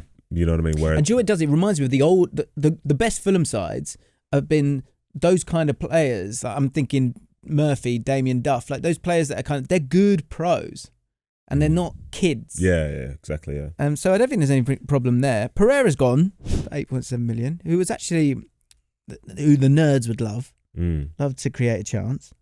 I've got no issue with the nerds. I just like it when they can also like talk about it from a footballing standpoint and not just a spreadsheet.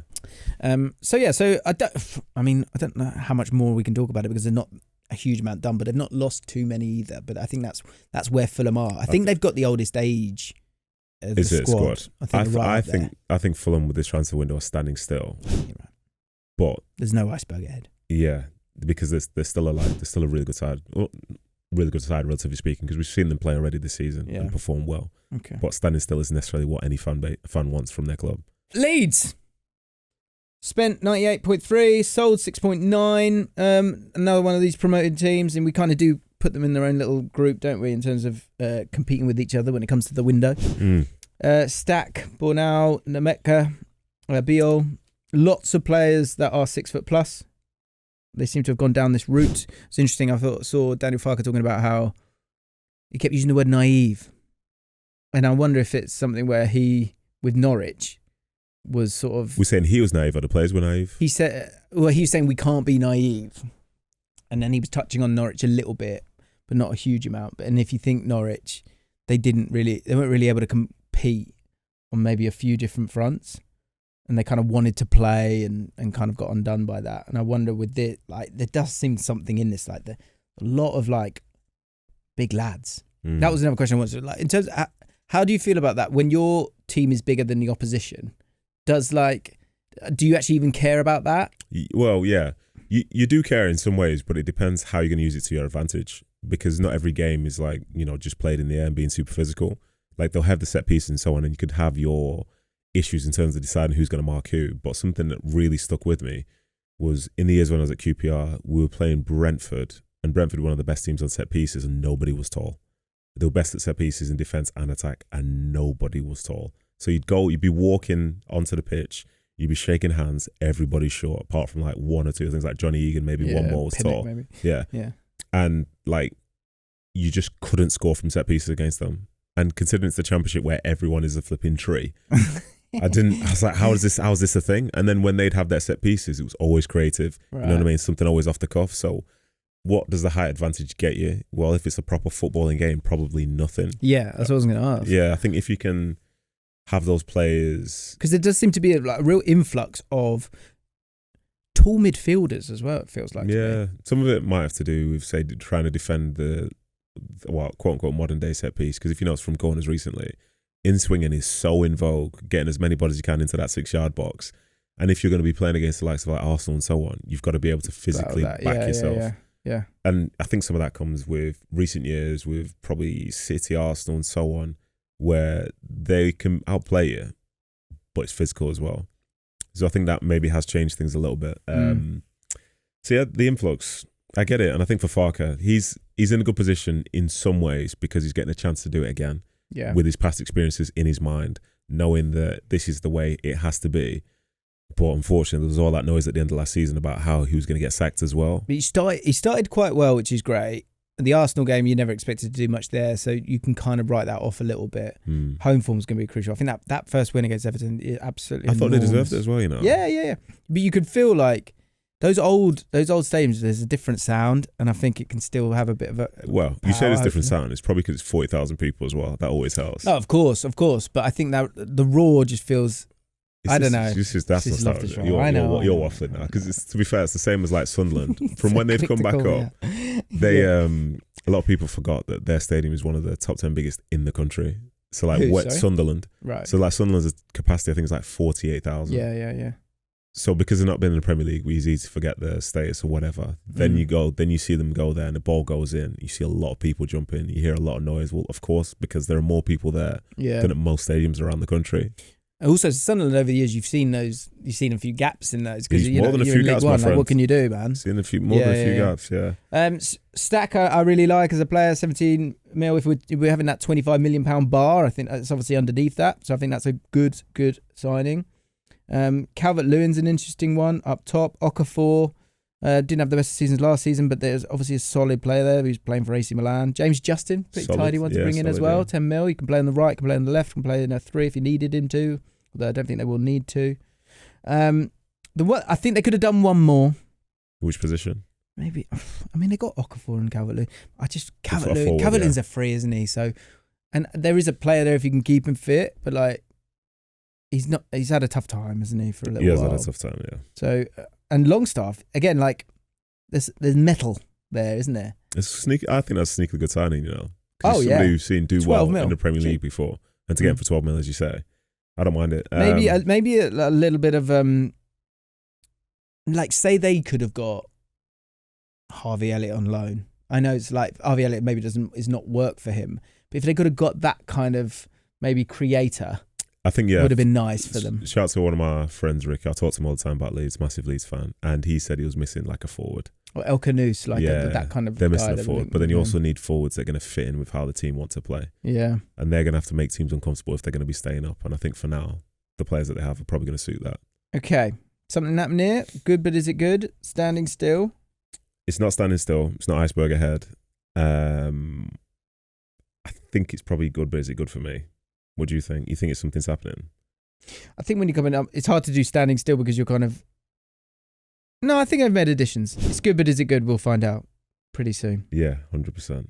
We should see how they get on in the next. If they can get a sort of a data set of like 6, 7, 8 games where we're really good at home. Yeah. You can create something like they did the first time they went up and stayed up. I thought at home they were really strong, I think. Maybe I'm making that up. I don't know. But then they also won at Anfield. You should remember that. I think it was Willie. Didn't they beat City as well with 10 men or something? Yeah, I saw that first time, Rafinha. But this is one where Somerville scored a winner at Anfield late doors in the game. Yeah, when Jesse Marsh was manager. That's the point. Like they play very differently. But like Rafinha or a Somerville, they don't have. No, and that was a really solid Calvin Phillips as well. I forgot about Calvin Phillips. Is he still at City? Yeah. I think he is. Yeah. Well, he was linked. Yeah. He was linked, but obviously didn't come to be. Right. Liverpool. Here we go. It's time. It's time. The time has come. It's time. Yeah. 418.4 million according to Transfermarkt. Is that the highest ever according to Transfermarkt? That is a lot of money. Is that the highest ever for Transfermarkt? Isn't it? I mean, I don't know how much Chelsea did a few years ago, didn't they? Did they do Fernandes and Caicedo in the same one? But even still, that's 250. Yeah, and the rest. Did they do others? I thought they did others as well. It's a lot. It's up there. Let's say that at least. Especially, brought in 189 That's the crazy thing about it. You've brought in just under 200 million, but it's still like a net spend of minus 200 and whatever. I I feel like you've got a point you want to make on Liverpool. No, I loosely made it in the first pod, but like I say, some of my Liverpool fans, I think they've almost worn it as a badge of honour to say that they don't spend money. So now for them to spend more money than probably we've seen before, it's making some of them feel uncomfortable. Interesting. But I think this is a great window, not just because of the nature of the players coming in, but because it's like future proofing. Yeah. Like those players, like Kirkes, Frimpong, Wirtz, Ekitike, to name those ones who are, as you say, well not, yeah, those are all young players who haven't won a league in the Premier League, haven't won the Premier League before. Like Frimpong's won it in Germany and so on. Yeah. But there's huge potential with players who are already very good. Yeah.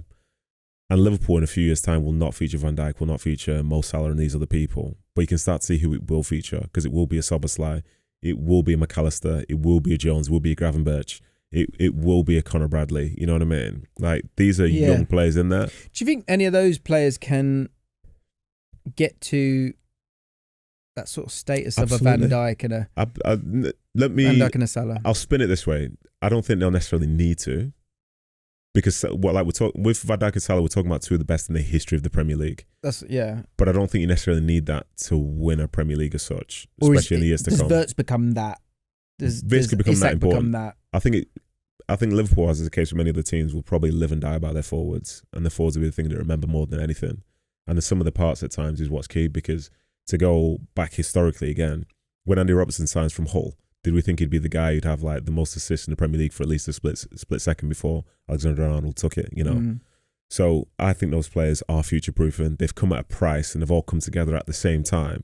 But to do that after winning the league title is like, you couldn't give a stronger message to your like fans. Like, we've done this for the second time, because it's not like it's loads of times, and this is how we're going to set ourselves up. We've kept Van Dijk, we've kept Salah, and look at what we've brought as well. Yeah, I mean, it's a huge statement. I think with that comes a lot of pressure.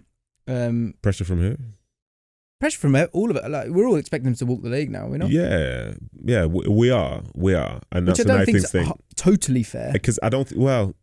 That's the way football works. The higher the number, the more the expectation. Exactly that. So I think that brings an element of pressure. What I would say, like that brings pressure on the slot. Yeah, but I tell you what, that performance against Arsenal, the one from a defensive point of view, because that was the thing we were that was the crack where, like, you know, when you're making content, you have to look at both sides of it. So what is it? You know, what could be the thing that comes to be that can cost you? And they looked so solid there, and they were willing to like do what they needed to do for that game. And I think they'll go and do that again when they need to. Yeah, right. I think you've probably said this in one of your analysis pieces, but like Van Dijk is like, he's unbelievable. He's doing more than ever as well. Yeah, he's 100% the guy. Yeah. He's literally calling plays. Like, I can see it, because I have not Tourette's, but when I play football, I couldn't stop talking. Yeah. So I like Henderson. Not a bad thing, by the way. Yeah, well, so I like Henderson, and I love, and so when I see players that talk a lot, my eye actually kind of goes to them to go, okay, what's happening? Okay, well, what's Van Dijk saying? And when Van Dijk's going like, or whatever he's doing, I just think it's such a hidden thing that people never ever talk about, and he leads that team in so many different ways. 100%. He there's the defensive side of things, the way he can read the game really, really well. Physically, he's like a specimen and so on. But in terms of their attack, I think last year he had the most touches of any Liverpool player. But sometimes it's short, sometimes that long diagonal to Salah. The more short passes he sets up, the more teams come onto them, and then you'll see it. Like, he can read the game really well in terms of deciding what's needed in any particular moment. So it's interesting that even though they have all these signings, like, he's the most significant part within that. That was my take from that game, is that the signings kind of flattered to deceive a little bit in that game, and it's a tough game, right? But even things like, it was hard to kind of showcase it with the goal, because the thing I was talking about with Arsenal was that they couldn't get inside. The goal comes from, players standing inside it, but Van Dijk, what looks like such a nonchalant little pass through, there's just no hesitancy to him. He's confident. And that's the attitude that you kind of need as a group. And it feels like the other guys will end up absorbing that. Yeah. So what were a lot of concerns, I kind of like, well, that's going to be there's no way they're not on 85 points by the end of the season. Yeah. It would take a significant injury crisis, because even in his last 3 games, I thought they were below their even average in the first two. Lacked chemistry, didn't they? Yeah, but then they still managed to get what they got, and obviously lost Community Shield as well. So, there's 3 out of 4 games haven't been great. Yeah. But they still found a way, and I think this is the team that they have now, the players that they have with Isak, Ekitike and so on. I think it's a team that will take away the reliance on Mo Salah. Yeah. Because I think Salah last year was the person, attack-wise, which carried them, in my opinion, to the league title. Where I think if they win it this year, it won't be because of him. You know that feeling about Arsenal with like the now or never? There's just, for me, from a Liverpool point of view, they might not win this year because there's a lot of new parts. But they're absolutely going to win it in the next 5 years. Year, yeah. There's no doubt about that. So one word answers here. Just got an idea. So yes or no? Did they pay for this player? Yes or no? Are you bothered? Okay. Kirkhead's 40 million. Yes or no? Did they overpay? No. So you wouldn't be bothered. So you'd be happy about it. Florian Wirtz, 116 million. Did they overpay? Yes. Are you bothered? No. Frimpong, 29.5 million. Absolutely Did they overpay? not overpaid. I think he's going to be mint, by the way. Do you? I do. He was the one I'm struggling with a little bit. You'll see it. Yeah, but it's to this idea that, Salah will have to. It's mad. But you're looking at it through the eyes of Salah, though. I'm looking at it through the eyes of Liverpool. Yeah. He defensively will put more effort in than Alexander-Arnold did consistently. Because one thing to show He's got further to get back. Well, he's got further to get back, but Mancini said this about Michael Richards back in the day. He said, when you run forward, it's like you're running downhill, and when you run back, it's like you're running uphill. Right. Frimpong looks like he's running downhill, forward and back. Right. That's the desire thing. That's the real effort to be there, to be doing that job. And he's not necessarily got the size and so on, but I think also for the way that he attacks, again, it might go against what Salah has been historically, but it gives Liverpool a different sort of option in terms of how they can do it. And I think for 20, how much did you say? 29.5, it says it. I think he's the type that's got potential to be in Premier League team of the seasons. And when you think about 29 million at the age that he's at, you'll see. Yeah, you're absolutely right. And my concern isn't him, it's them. Yeah, exactly, yeah. Mamadashvili, 29 million. Not going to play. So, overpriced? Yeah, overpriced. And are you bothered? Keeper, innit? Nah, keepers aren't they? Yeah. Ekitike, 79 million. Did they overpay? I think they did, but I'm not bothered because I think he's mustard. I've been very clean. impressed. He's clean. Quick feet. Yeah, quick feet. He's tall, he's speedy, he's got a good finish. He's clean, yeah. Yeah. Which made me think, when he was first there, kind of feels a bit like Isak. That was my take. I feel like for the team, for Wirtz, I think Isak will allow Wirtz to have a bit more space. I think sometimes Ekitike is I appreciate the rotations and wanting those rotations. Yeah. I think sometimes they're getting in each other's way. But that's Wirtz's tendency though. Wirtz, even for the way he plays, isn't like a 10-10. He's not somebody that will literally stay in that third and be right behind the 9. Like he's a Roma. Yeah. Yeah, you got to give him that, allow him the aroma. Yeah, because if you, I think sometimes for the way football goes, especially when you play for a team where some teams you play against will always be in a low block, the 10 could become just as anonymous as the 9 because they will always have bodies around them. Right, yeah. You know what I mean? As opposed to one that can roam a little bit and then create a combination that then creates the space. I think there's been moments where he's been unlucky as well, where he's actually done the right thing and then it's not going to come to be. But yeah, Ekitike, I mean, I thought he was good. He's better than I thought. 79 mil.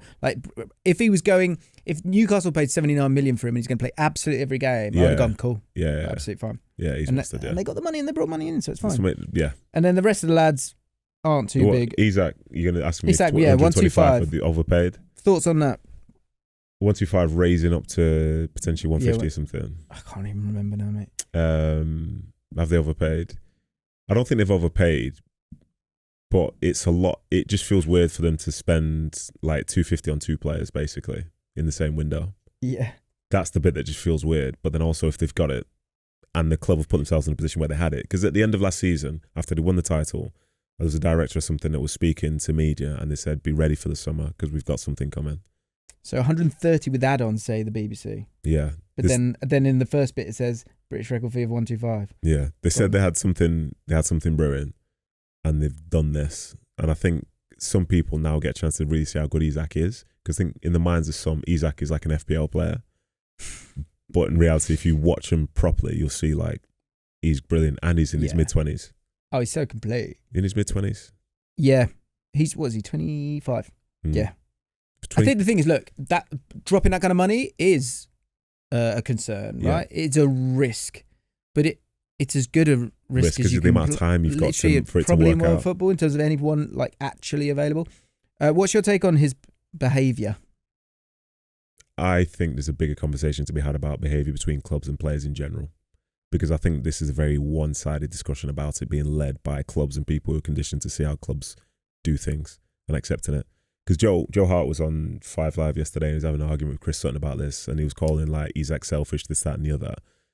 Who was Joe Hart wasn't, sorry. Sutton, Chris Sutton was. Sound like Joe. Yeah, it wasn't Joe at all. And Joe was trying to make it the dressing room perspective to where you at times understand why people do what they do. Like, you might not do it yourself, but based on, well, maybe you would do it yourself if you were in the same situation, because at times there's nothing to be achieved by just laying down and let club do whatever they want. Because that's the same club, for example, who will then tell you in the summer, you got trained by yourself, we don't want you anymore. Yeah. So we're talking about loyalty and professionalism when a club can take that away from you. So for me, in terms of how he's been, with the information that I have right now, I wouldn't do it. With the information, if I had all the information like he did, maybe I would. Yeah. Maybe I'd want to. And in the end, it's ended up with him probably going where he come wanted out to and go. wash that, isn't it? Yeah, exactly. The truth of it all. But like I say, clubs lead narrative. Fans are the ones who are tuning into what the clubs are saying. So obviously this player that's professional, it's a disgrace. How could he not honour his contract and so on? But like I say, how can a player then all of a sudden be training with the B team or be training in some flipping cave somewhere because the club don't want him anymore? Yeah. If he's under contract, play him. Yeah, I guess it's the financial side of it, isn't it? That like when you really, really, really, really strip it down, yeah, but you're still paying him. Yeah, you are still paying him, but you're also paying people who don't play as well. Yeah, and for the way that you treat people sometimes, like there's more to it. Or that's what I'll say. That do you think more people will do what we've seen with Visser and Isak and stuff? I don't do you think it'll so. be a deterrent? Or because not? you need to have the highest point of leverage at a football club, and that basically means you are the best and most important player at a club to be able to do that. Right. Because if that was a low-ranking player, it's irrelevant. Yeah. You know what I mean? That's the thing. It's not his thing is the exception, not the rule. Right. Okay. I think they're in the conversation for winning the window. Yeah, they're in there at the minute, one of one. Yeah. Obviously, do you think they'll regret losing any of these players? Nunez, Trent, Kelleher, Kwanzaa, Luis Diaz, big names. Diaz is looking cold for Bayern at the minute. By the way, I've seen him play 2 or 3 times. Mate, he's playing like he's the guy. He was on fire when he came in at Liverpool, didn't he? As well, it was like that energy works for him. He's carrying himself now like he's not getting paid like 10% of what Salah's getting paid. If that makes sense. Yeah, his shoulders are back. I do feel like 9 out of 10 clubs. I think it's such a shame that Harvey Elliott isn't there and can't thrive. But you've got Wirtz and Szoboszlai. Yeah, it's football. It is what it is. But still kept all the Chiesa. That's positive. There's reasons to win the window. He's a neat little player, isn't he? Okay, that was a joke, by the way. Oh, what, you don't rate him? No, it's not that I don't rate him. It's just the fact that like Slot doesn't rate him because he never starts him. Yeah. He went for a little run, and Kai went. We were watching the game. He just went on the run, and he was trying to like score a goal, and he's like one man in his dream. Yeah, exactly. He said it's like a parody. Hair looks mustard. Yeah. Man City. Your lot. My mob. 179.7 spent, 61 recouped. Yes. Sold losing a De Bruyne. Lost De Bruyne. Scott Carson. Yep. Is that a bigger loss than we realised? For vibes? For vibes, yeah. Vibes is Kyle 10% Walker. loss. Yep. McAtee. Yep. Who I like. Callum Doyle. And Edison. Edison's the one for me. Under the rug. I think Edison for me is somebody that like in the last year or so, especially among City fans, hasn't really been appreciated. Even though through the time that he's played for City, he's transformed the way that they play, and I don't think they would have been as successful if someone else was in there. Yeah, I think it's an interesting one. Like the Club World Cup, there was the turn on him was quick, and people were turning on him so quick. It came from before, just because it was happening earlier in the season. Right, that's what it was. And I think there was a moment where he made a pass out from the back and he got intercepted and whatever, and people were freaking out. But in reality, you can't find lots of versions of that because that's not something he does normally. When Trafford does it, did it his first game, you kind of letting it go. Yeah, I mean. Yeah, the odds. The thing is, I probably feel so glaring with Man City as well because they dominate games so much. Yeah. When the chances come, they're often quite either cutthroat or if it were to go in, it's not that sort of build up of pressure, which means you can get a few saves in. It happens quickly, so it always feels worse. Yeah, and goalkeepers, people just turn. And there was a point last year as well, obviously, where the nature of the goals conceded were laughable. When they lost the 7-8 games or whatever it was, they were laughable. Some of those games, pathetic the way they finished. And he'd have his fingerprints on some. But for City overall, they start a game, they have good possession. And there was a vibe which people are getting whereby the other team always score the first chance that they have against City. Yeah, right. But what's that got to do with Ederson? If it's just a good chance and somebody scores. True. But it's his fault. Why can't he save anything? Don't let them score their first chance because, you've got to wait till their fifth or sixth. So what is we'll get back to these names, but what is your concern with City? My concern at the moment is based on something which the manager said at the end of last season, which is that he's got too many players. And he was talking about how he'd walk if it doesn't change. And in that time, yesterday, for example, on the deadline day, they only moved on maybe 2 or 3 more. So the kids' loans. Exactly. And in the last game they played, which they lost to Brighton, there was no Phil Foden, there was no Savinho, there was no Shirky, to name but 3. That's not even in the squad in general. Right. And they were out through injuries and stuff. And I think I'm forgetting somebody else as well, another player within that. So their squad is extensive. And, people say, oh, that's not a problem to have. Well, it's a problem to have for general energy, because when City have been successful, everyone has been pulling in the same direction. Right. And there's no resentment at all. And I think that's going to be tough to manage this year. Vardiol, another Kovacic one. Exactly. You see, you're talking about 5 players who weren't even in the matchday squad. So you say, oh, we'll just put them in. But if you put them in, then who drops out? Yeah. Because it's not like you're losing McAtees or some of these younger academy type prospects. It's serious players for the club. And also the change with trying to adapt to a new coaching style of a Pep Linders.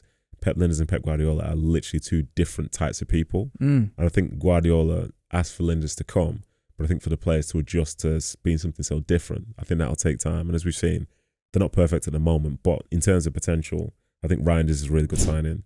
I think Shirky in time could end up being, I think Shirky in time could be a really good signing. I think Nori's done well, to be fair, relatively speaking to how some people perceived him. Yeah, I've heard a few mumblings about that. People turning on him a little bit. I'm like, what are you on about? I think he's a good player. And then there's the awkwardness now of Trafford and Donnarumma, because I don't think Trafford was signed knowing that Donnarumma was going to come. And as well as that, Stefan Ortega, who's been the number 2 for a few years, he's now just doing warm-ups for them. Yeah. He's turned into Carson. Good Carson. The Donnarumma, I guess Ortega makes that harder, but is it not just at the start of the season they were going to go Ederson and Trafford are going to battle it out, and now you take out Ederson and you put in Donnarumma? Is it not the same thing? I don't think so because it wasn't for Trafford to have started the first 2 games or 3 games or whatever. Ederson was injured for the first one, I believe, right? But then he's been on the bench for the next 2, I think. I don't know. I think you bring in Trafford for that money to say that he's going to play, because Trafford could be playing somewhere else. I think Trafford was very much linked to going to Newcastle, by the way. That was going to be the move he was going to be taken on. They didn't put the right amount in, did they? So, are you strong enough to believe something's happening here? I don't think. But is it good? I think for me, I want to say something's happening, but I don't think it is, because I think more so, if anything, is good. But is it good? Because for some of those players and such, they're coming in at a time where for City, it's not been as stable as it has been in the years gone by. Yeah. We'd almost know straight away these people are going to be great. I think having potential like a Rodri be fit for the full season is a big deal, because it changes people around him. You want Foden to be physically and mentally more fit for this whole season as well, to bring out the best in him, because you're talking about the past 2 Premier League player of the seasons almost. So, but I'm going to have to go towards good, but is it good? Because say even for example with Donnarumma, he's a great goalkeeper, but PSG let him go because Luis Enrique wanted someone that's better with their feet basically. So how do you then arrive at the other Catalan manager? I heard a take where it was about the one thing maybe they do want Donnarumma is the fact that when it comes to those big Champions League ties, you just need that utter, I guess big game player, big boy, big wingspan to win those games. Ederson's won the Champions League with Man City. And on that day, I know, but when you think of his superpower, you think with his feet more so. In the Champions League final, he was great. Yeah, he was probably one of the key players for them in a day when they had an off day. But Donnarumma being available was great, but I would have felt better about it if Trafford also wasn't there. I think the tier standing still doesn't work because there is such change there. Yeah, so I think it's good, but it's good because you could get money for Kyle Walker after the season Kyle Walker had for City. I think is really significant because he was really poor for City that year. Yeah. Kevin De Bruyne leaving is a disappointment, and but it had to happen at some point. At some point. So then you look at the players they brought in, and they're in the 20s. Yeah, I mean, James McAtee. We'll talk about him in a sec. And Cherky, I don't know how badly he's injured, but I think he could be a couple of months. Yeah, so that's not. But again, ideal. these are players that between the age of like 23, 27. Yeah, you got time. So you know what they're going to look like in the future, as opposed to previously where they had one of the oldest squads in the league, and you sort of wondered. Right, Manchester United, 260 million spent, 64 recouped. We had the bomb squad. Mainu stayed. Garnacho went. Anthony went. 20 odd million. Rashford loan. Sancho loan. Højlund loan. Johnny Evans released. Christian Eriksen released. For now, could very much just make an appearance if things are stretched again. Yeah, yeah, true. Lindelof released as well because he went to Aston Villa. 40 million for Garnacho. You think it should be higher or lower? I don't know that lad. He's only 20. Yeah, there's this sort of I don't know, this sort of bad egg thing around him. Is he just immature? He seems super immature. Someone made a point that when Chelsea were playing the other day, it was like him and his brothers just like looking all just like so childish, just in the stands. Like you're in West London now, so come on, brother. Yeah. Someone should say that. That's the thing. People would never do that, but it would be a nice note for a player to have to go. Look, they're going to put a camera on you, so just keep your pocket. No, they're not, but they're not really bothered. No. Like, and in the grand scheme of things, it doesn't matter. You know what I mean? To not make a big deal of it. It's like some old school people you got to be wary of. They were like, "Oh, I didn't like the way he shook my hand, so I just don't respect him." It's like, come on, relax. Come on. Going into this window for Man United, obviously had been a disaster. Lots needed to be resolved, and you needed to get. There was a feeling that you needed to get players out, right? Are you happy with the players that have come in? I'm very happy with Matheus Cunha. I think he's somebody who has got like a feel of like, in terms of connection with the fans, like a Cantona, like some level of passion. Like, you know what I mean? And he's a good player. He does something that's a bit different. It feels like a more aggro Bruno Fernandes, if you know what I mean. And I think the United fans will get right behind that. And him alongside Bruno and others creates more chances for United, as opposed to previous everything having to go through Bruno. Yeah, different chances too. Exactly, yeah. I think Mbeumo's like, he's a very good player for the system that they will play. And I think he, as is the case with Cunha, they're not going to be scared by playing for United. They're not a project. They're right here and they can get better and they want to do well. It's good for me that Mbeumo started well enough in terms of kind of getting some goals and get goals and assists, just keep people kind of off his back. I wonder if he could have been one where it is a jump from Brentford or whatever. Yeah, it's a lot, and I don't think there's any other club. I don't think there's a harder club to come into really in terms of the noise, and especially with therefore the support around you when you've got that noise. Yeah. So for him to get goals early doors, I think is good. And then Šeško, again, he's one of those like spreadsheet flipping Ballon d'Ors. Like people talk about him like so well. And like I see some of it, and I think he's good. But it has to fit into the system and the league as well. And I've seen, with United so far this season, I think they look better with a false 9 than they do with a 9. Do you? Against Fulham, for example, I thought the way Mason Mount and Mbeumo and Cunha were playing, it meant this is the first half where I thought United were quite dominant. The centre-halves or the back three or whatever for Fulham were struggling to be able to get to the attacker on time because there was never anybody that was right there with them. Interesting. Whereas I think if they play with like a more traditional 9, your roles are a bit more clear as a defender because this is what you're trying to deal with. Oh, that's interesting. I had the other view where I felt like I don't want Cunha as a centre forward. I want him to be able to come out because I think him and Dorgu, it's one where like if Cunha can start out really wide and then step into that place, or he's happy to stand in there as well. Are we saying the same thing here or are we disagreeing? I think you're saying with the full start. Oh, you're saying Mount as that central guy? Yeah. Oh, okay. Sorry. Yeah, that's what I'm saying. Yeah. Sorry, my bad. I thought Cunha was that central guy for that. But more so in the fact that like you don't have somebody whose sole job is to just be there. Yeah. Because this conversation now we can lead to say Gyökeres at Arsenal. You know, we can have about Šeško here. We can have about teams whereby like if you do play this 9 as a 9, then it kind of limits the way that you can play around it. Would it not get the best out of Mbeumo though? I don't think so. To allow, like, for my take on it was that by having Cunha and Šeško there, Šeško, the centre backs are kind of concerned with him, and Mbeumo, because you've got Cunha that little bit deeper on that left, and you give the ball to him, Mbeumo can be higher already. I think for me, and obviously this is just my opinion based on the early games, whenever you play with a false 9 as the defender, at some point you're always faced with the question: do I have to leave my area right now? when we can have stability because everything's in a traditional space almost, you're never going to adjust that back four or back five, whatever it's going to be. Whereas like with some of these back threes, like this is why Spain were brilliant at it and other teams like City in the past. Your team doesn't have possession and you can see a player that's between the midfielder and the defender, and you as a defender, whose job is it? If you bring the midfielder back to them, they get even better possession slightly further up the field. If you get out to them, there's now space for somebody to run into. And that's when the likes of like Mbeumo and so on, like United did it a few times where they'd come a bit short, set a ball to Casemiro, spin it down the channel for one of the wing backs. Like that's only possible because somebody started in a position which the defender couldn't get to begin with. Right. If the guy was like just playing as a 9, you'll think that you've got to go and play it to the 9 to set off the 9 and try and do something else. But in reality, the back 4 is still in that same position. The back 5 is still in that same position. Like, how do you draw? The best teams, realistically, when they keep possession, especially the ones who like, when they put the foot on the ball, it drives some fans nuts.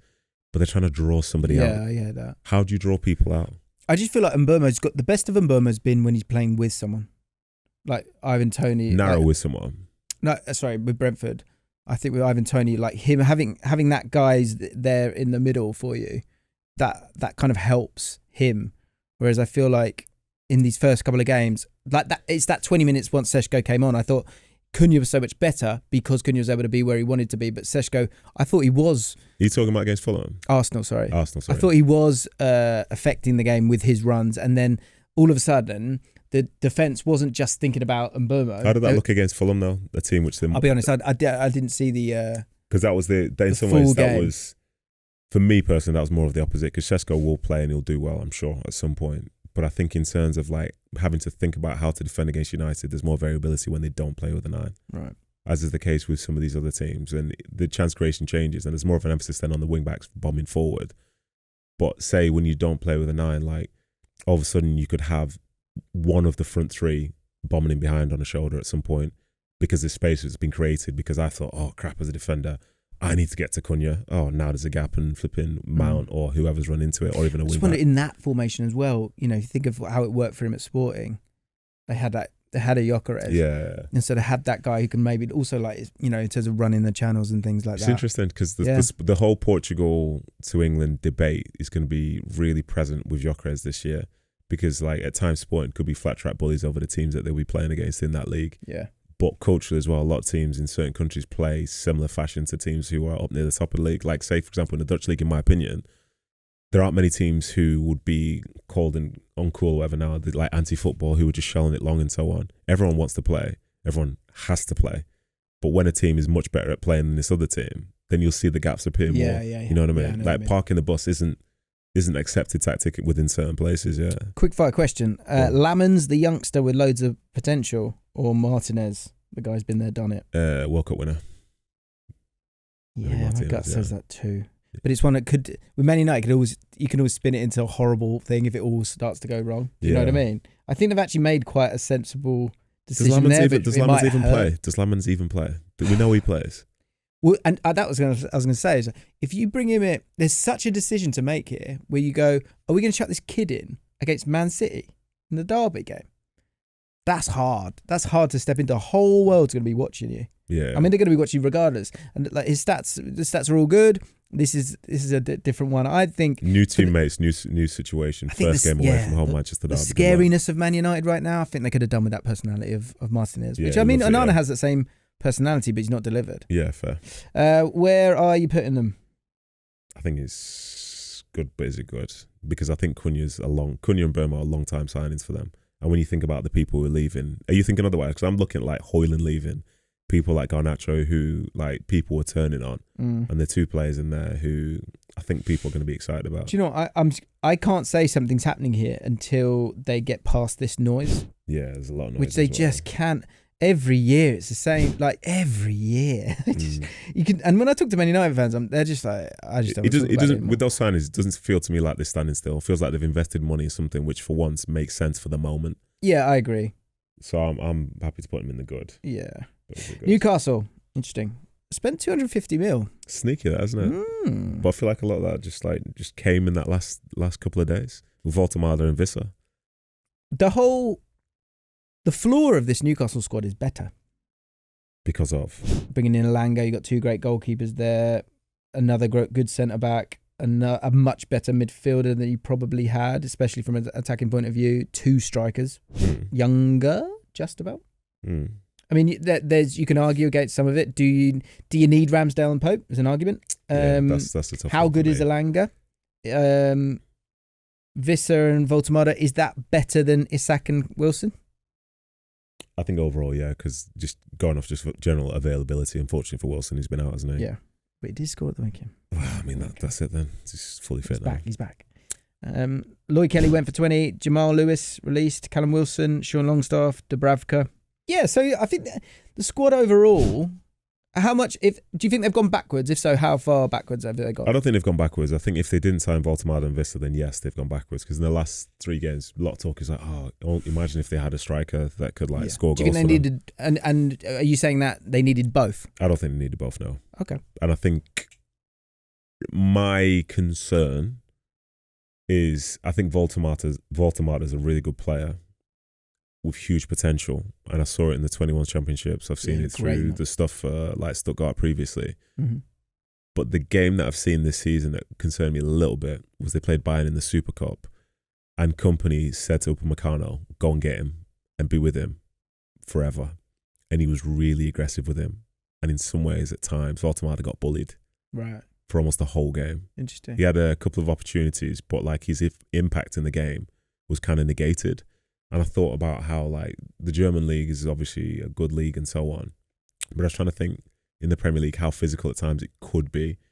And because he's big, really, really tall, you ask what his strengths are and people say, his feet. That's the opposite of what people would be hoping for. Yeah. So he could come in, even there's a picture of him at a service station or something wearing some modern fancy clothing. And he's 6'7". It looks weird.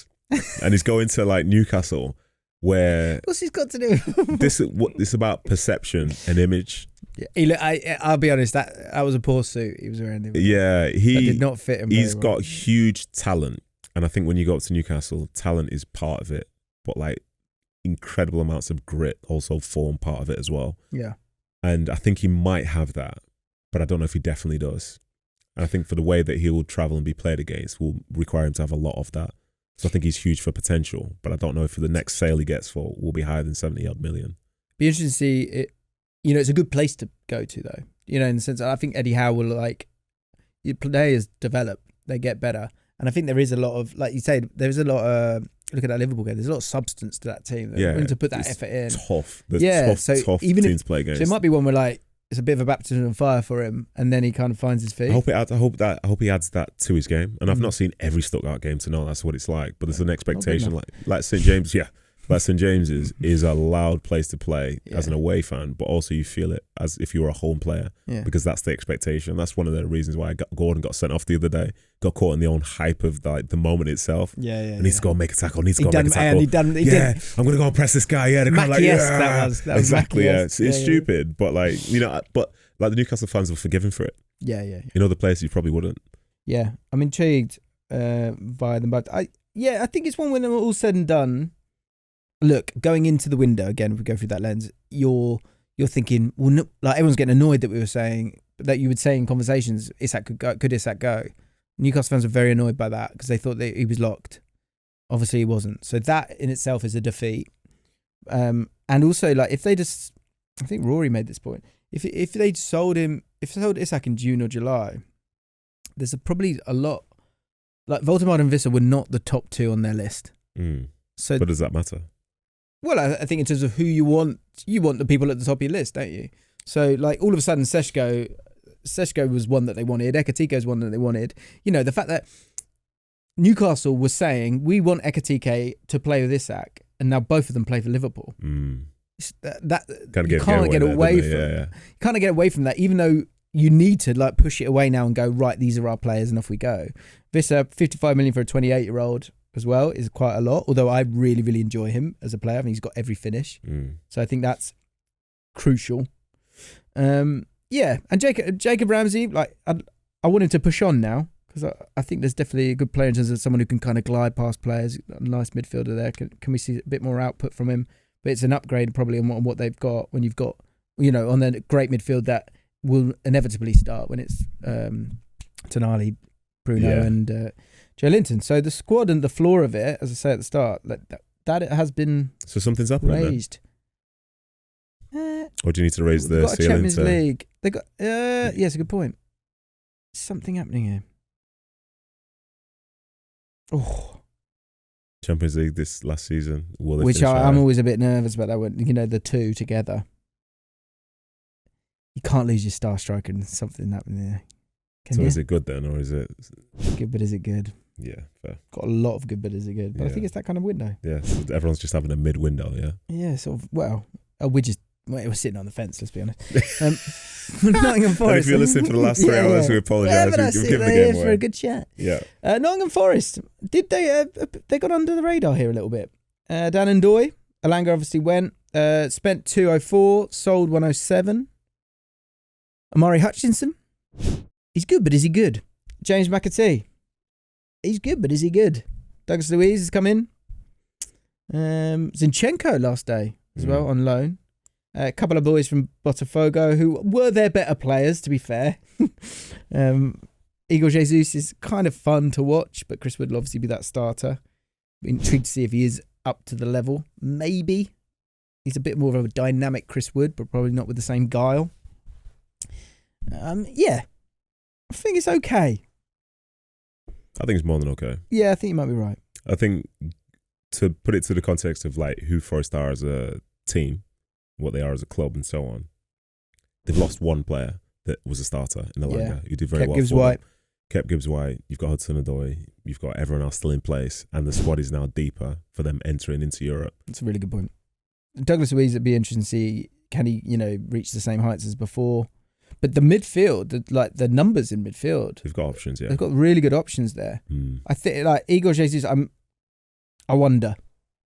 Look, he's got all the bits you like. It's just kind of putting that into the Premier League, and is he just going to be a guy who's running all the time? I think it's better than, say, 2 years ago when they brought like 30 players in the season. Yeah. And they're bringing people to complement what they already have now. Do you know what they do really well as well? They go and get England under 21 players that kind of are on the periphery of the England squad. Yeah. And go, look, come here and you could actually get in there again. Fair. So who they've done that before and they've done it again. Amari Hutchinson, James McAtee.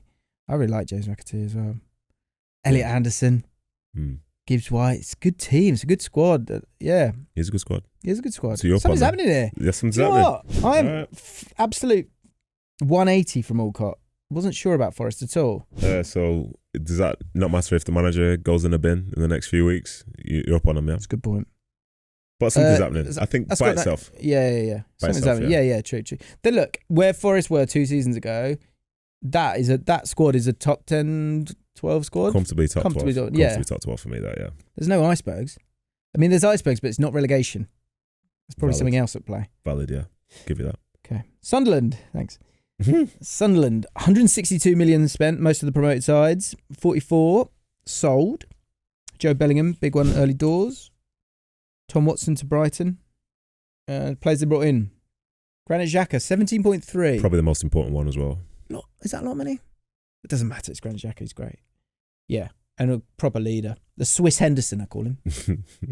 Simon Adunga, we spoke about before. I think at 20.5 to bring him in. I think he's still a live wire, exciting player, can beat a man for a newly promoted team. It's great.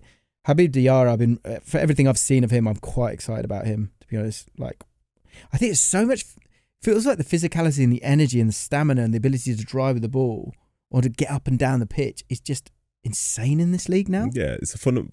I feel like he's dialed up again. I think this is the best year of the Premier League, and the reason I say that is because the teams who are outside of like the top 3 or 4 are actually getting a lot better. Yeah, I think from a nostalgia standpoint, some people might fall in love with like the Keane Vieira times or the John Terry times and so on, but you couldn't really tell me about players who were significant to you that were in the bottom half of the Premier League. Yeah. Whereas now I think you find more and more of them in that section. You've got to be on it to win a game. Have to be on it. But then also within that, the teams who you could talk yourself into teams like Bournemouth, Fulham's, Crystal Palaces and so on, Brentford beating anyone in the league, and you can see how they did it. Yeah.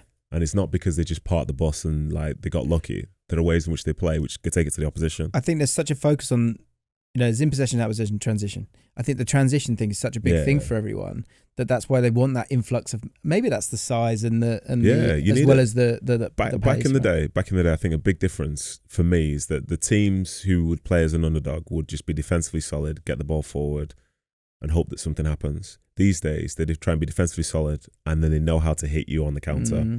And it's not just one or two people; it's a bunch of people who can do it and come back in as well, but then maintain possession if it's the right thing to do. Yeah. So I think it's, for as much as certain teams get a lot of points throughout the league season, I think the battle to get them is far harder, in my opinion, than say it had been previously, because everywhere is potentially a banana skin. I mean, it is an amazing win. Gertrude, they got him on loan. That must be a late one as well. I must have missed that as well. That's incredible. I like Sunderland's business because I think they've spent the most of all those teams. They brought in a lot of players, but I think the players kind of suit the mentality that's needed to be up playing for Sunderland in that spot. I think the club has still managed to maintain its identity, which is brought from the Championship. And, they've also managed to win 2 games in that point as well. And they've not lost too many players in that same time. The one thing I would say about the start is you couldn't have asked for 3 better games to start a season. That's, to be fair though, insert that into any team that's down there, and you probably lose those games anyway. We all circle those games that we think we're going to win or should be winning. But and there's a pressure to that, but I think it's a good, there's a good vibe at Sunderland. Traore coming in late, Brobbey coming in late. Good names.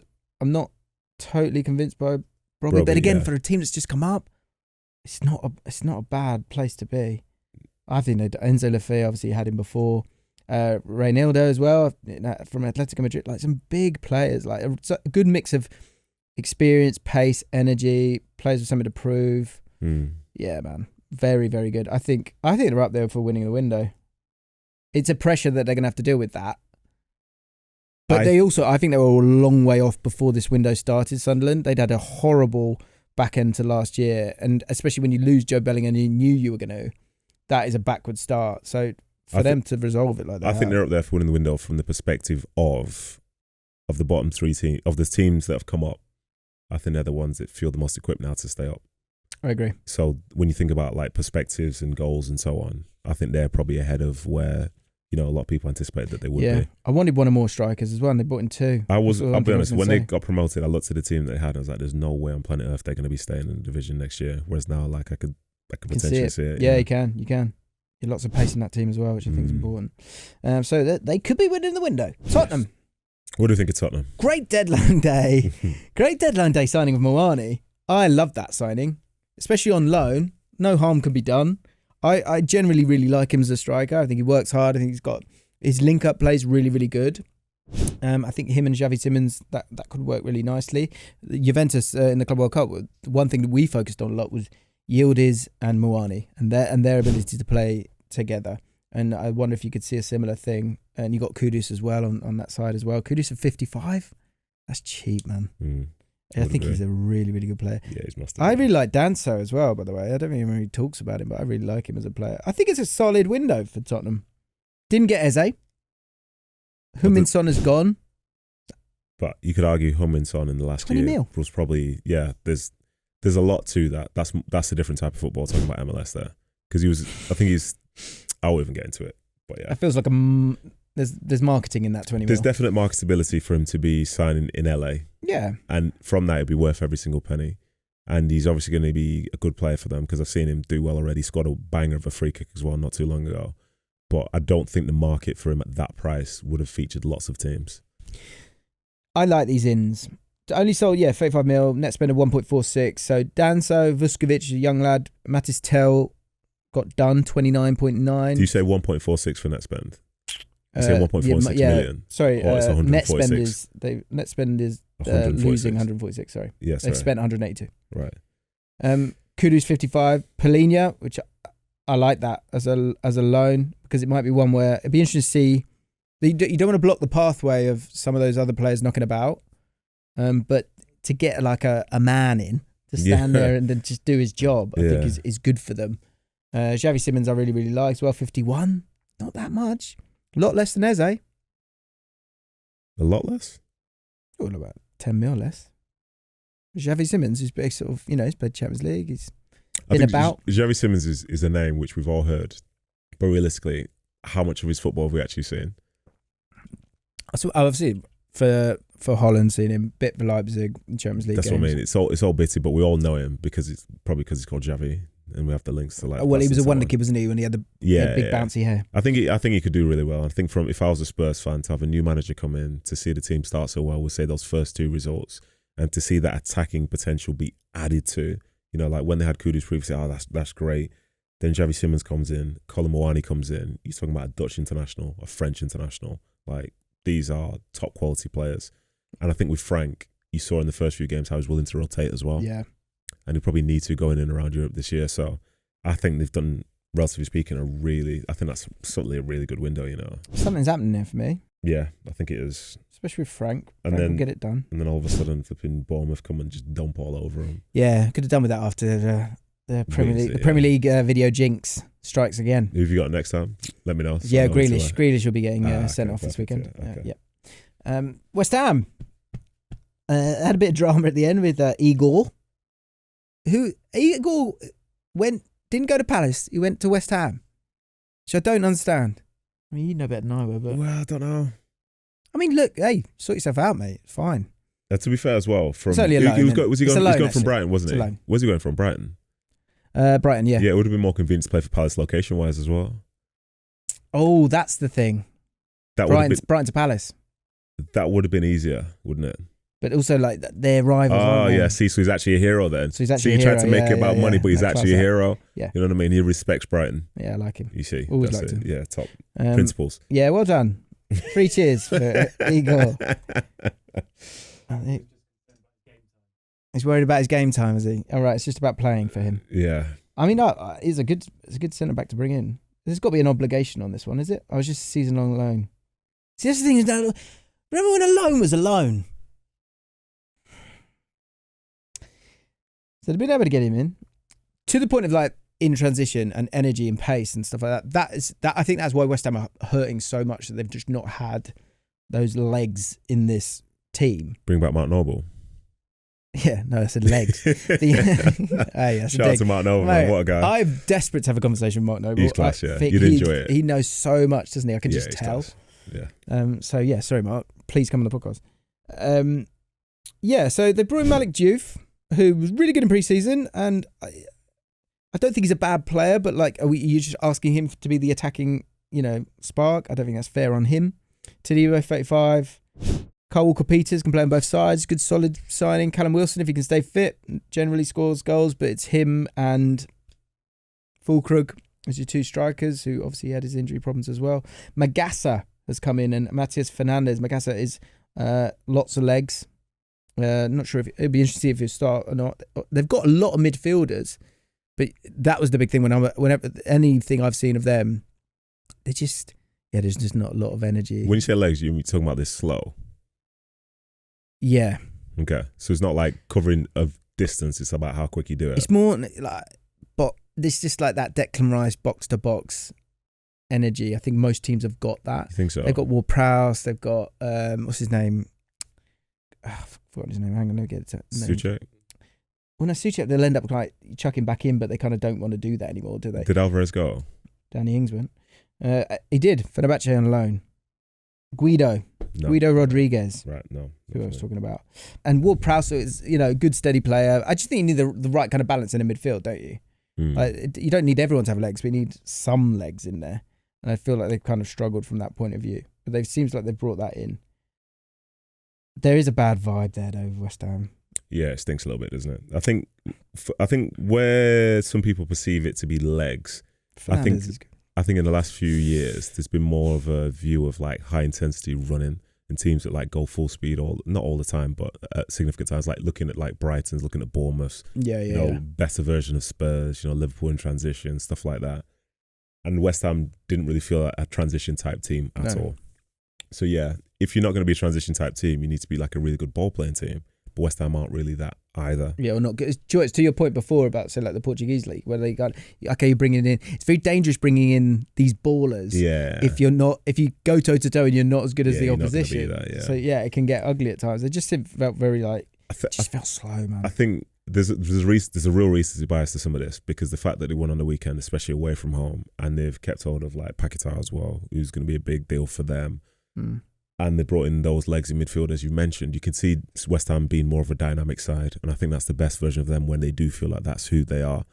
So I think in some ways it's ended up being it's not iceberg. I don't think they're going to be great, but it feels harsh to say they're just like standing still. Do you know what? It's one where on paper it doesn't look too bad. Losing Kudus is obviously not great. The other players that they've lost in the windows, they're all players that, you know, maybe you want to, Palmieri maybe had something more to give. I don't know. West Ham fans might be screaming now. Or Zuma. But like otherwise, it was kind of time for everyone else to move on. The fear is it sounds terrible, but like you might have bought sort of West Ham-y players, like players that they're kind of a name, but are they actually going to go on and be better? That's where it comes to the manager, doesn't it? I think they managed to squeeze out every last drop from the likes of Zuma, Emerson, Danny Ings, Fabianski, and others. So I don't think they are standing still. I think if they would have had to go for another cycle with those, I think they'd be stepping backwards. In fact, no, my gut says standing still. Yeah. And Wolves, 121 mil spent. Really? 118 recouped. The one I couldn't believe, and then I looked into it a bit more. Fabio Silva to Borussia Dortmund for like 22 million. I was like, what? But then last year at Las Palmas, he did really, really well.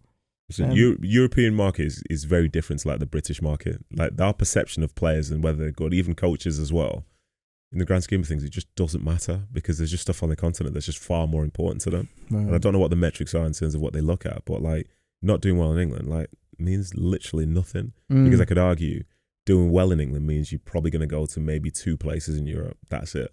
But if you don't do well, there's a lot more that's available. Yeah, true. But yeah, I mean, to go to Dortmund, I was just surprised by that, to be honest. But he was young when he went to Wolves. Good luck to him. Obviously lost Cunha, lost Ait Nouri, 62 and 36 mil. Guedes went. He didn't really do much for them. I think he was a high earner for them as well, so he's gone. Semedo released. Sarabia, who sort of popped up with some good moments, certainly over the last couple of years. I think here and there last year as well. Players that have come in. Fer Lopez. I've sort of seen a little bit of him, but not an outrageous amount. Arias I saw a lot of in the Club World Cup, who's fun. Is that enough? I don't know. It's a step up, it feels like, for me. More of an assist guy than a goals guy. Strand Larsen they have retained though. For now. What's your where do you sit on him? Some people weren't enjoying. Wait, they turned down. Was it 60 mil or something? Yeah, was it from Newcastle? Yeah. Is he a 60 mil player? 14 goals, 4 assists last week. I think it's very easy for attackers to be £60 million players if they score a few goals in any particular season. He's quite young still as well. He's only 23, 24. And the ball player called Wolf, which I think is great. Yeah. I think in terms of transfer fees and stuff, I don't really care about the price. If people can afford to do it, then that's the price. You know what I mean? Like 60 mil, that's how they perceive his value. And that could be value over the space of, because realistically, if you sign for like a progressive club that wants to achieve things as such and thinks that that's a realistic objective, and you sign a player in their 20s, they could be there for 10 years. Yeah. Like I'm saying this from the perspective of Man City had Kevin De Bruyne for 10 years. Yeah. Then it's other guy for 7, 8, 9 years. Like the transfer fee becomes irrelevant. Yeah. The better they do and the longer it goes on. That's true. So I think Strand Larsen as well, you sell him, you're down. Yeah. I don't think they haven't got enough else. I didn't realize how bad the vibes were around Wolves till like I start to see them appear in quite a few people's bottom 3 to go down. I think when you look at it, they haven't got a huge amount of names, which doesn't mean anything really. For me, it felt like there was just a lot of pressure on not pressure on Pereira, but like the onus on the manager felt enormous. Yeah. He's really got to make it work for them instead of them really having enough quality. Yeah. That's my fear. And that purple patch they had last year, part of that was playing those bottom three in one go, and I think West Ham was in a run as well when they won sort of 4 or 5. But then they also lost to some of that bottom three previously. Do you remember when Cunha was raking a flipping Kitman's eyeball out against Ipswich? Yeah. He's a winner. Yeah, that's what we call it, yeah. So, yeah, I mean... He was giving Cantona, wasn't it? I can't help but... You think it's iceberg? I smell an iceberg. No. Can you smell an iceberg? I've never tried. Let's know in the comments. I hope to never Let us know in the comments. attempt that. I would say iceberg ahead. I don't think they've done enough, but obviously they've retained Strand Larsen, but the additions I am somewhat sceptical. Especially, do you know what, in a window where $3 billion's been spent and the newly promoted teams have all spent well over 100 mil. I don't think, it's fair. I don't think they're any better. And I think losing some of the players they lost last year, I think that's going to be key. Right, so our final nominees for winning the window are just 2 Brentford. teams. You went Brentford? Wrong end, I'm joking. Chelsea, Liverpool, and Sunderland. You can decide, Nedham. From 3 to 1. Do you know what's brilliant here? Is 3 winners for completely different reasons. Yeah. Chelsea for modern day spending. Yeah. To be able to get, was it £300 million in for players and still be completely fine. Yeah, make a profit. Sunderland for the investment they've made to try and stay up, and Liverpool for the investment they've made to try and dominate English football for the next decade. 3 completely different perspectives to it all. But I think no one's gonna tune in again if you say Sunderland, and then the old heads are all having their heads flipping go if you say Chelsea. Because if you say Chelsea, people if people say Chelsea, be like, oh, these guys, they've gone too modern, blah blah blah blah. So from a classical football standpoint, it would be Liverpool. I think regardless, the answer is Liverpool. No, I don't think so, because for the future of football, you could say Chelsea. I mean, Chelsea's strategy may have changed the game. The future of football, yeah. But the future of Liverpool is Liverpool. I think there's something in the idea of Liverpool of we're going to wait till a certain moment to go for it and blast it. But you've got to have the ability to get those deals done, which when you're Liverpool makes it much easier. If as a fan, if your club's in a good enough position to where you can spend £400 million. But they brought in a lot of money too. We're talking about the Coutinho deal from 5 years ago. No, I'm joking. That's the joke. That's the joke. Whenever, because again, to talk about my Liverpool fan friends. I'm triggered. Why am I triggered? Yeah, my Liverpool fan friends. If they're reluctant to spend money because that became part of the identity. Yeah. So now that it's on that and they're favourites to win the league again, for some they're uncomfortable with that, and that's fine. But this is football. Welcome. I think for me it's Liverpool. Any which way you look at it, because the Chelsea, the Esteval's really exciting, but aside from that, you're not oh my God, I can't wait to see these players. How many players were you like that with for Liverpool? Verts, Isak.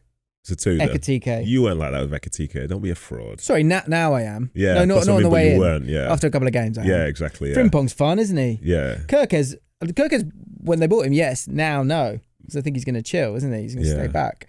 But I think Liverpool won it, haven't they? You can, with the Liverpool transfer window, you can see exactly what their team's going to be in years to come. With the Chelsea one, it could be like that, or it might change again in 2 years' time. Fascinating, yeah. But yeah. Fascinating stuff. Let us know what you think about our window and Liverpool winning the first trophy. Will they win all the other trophies? Let us know.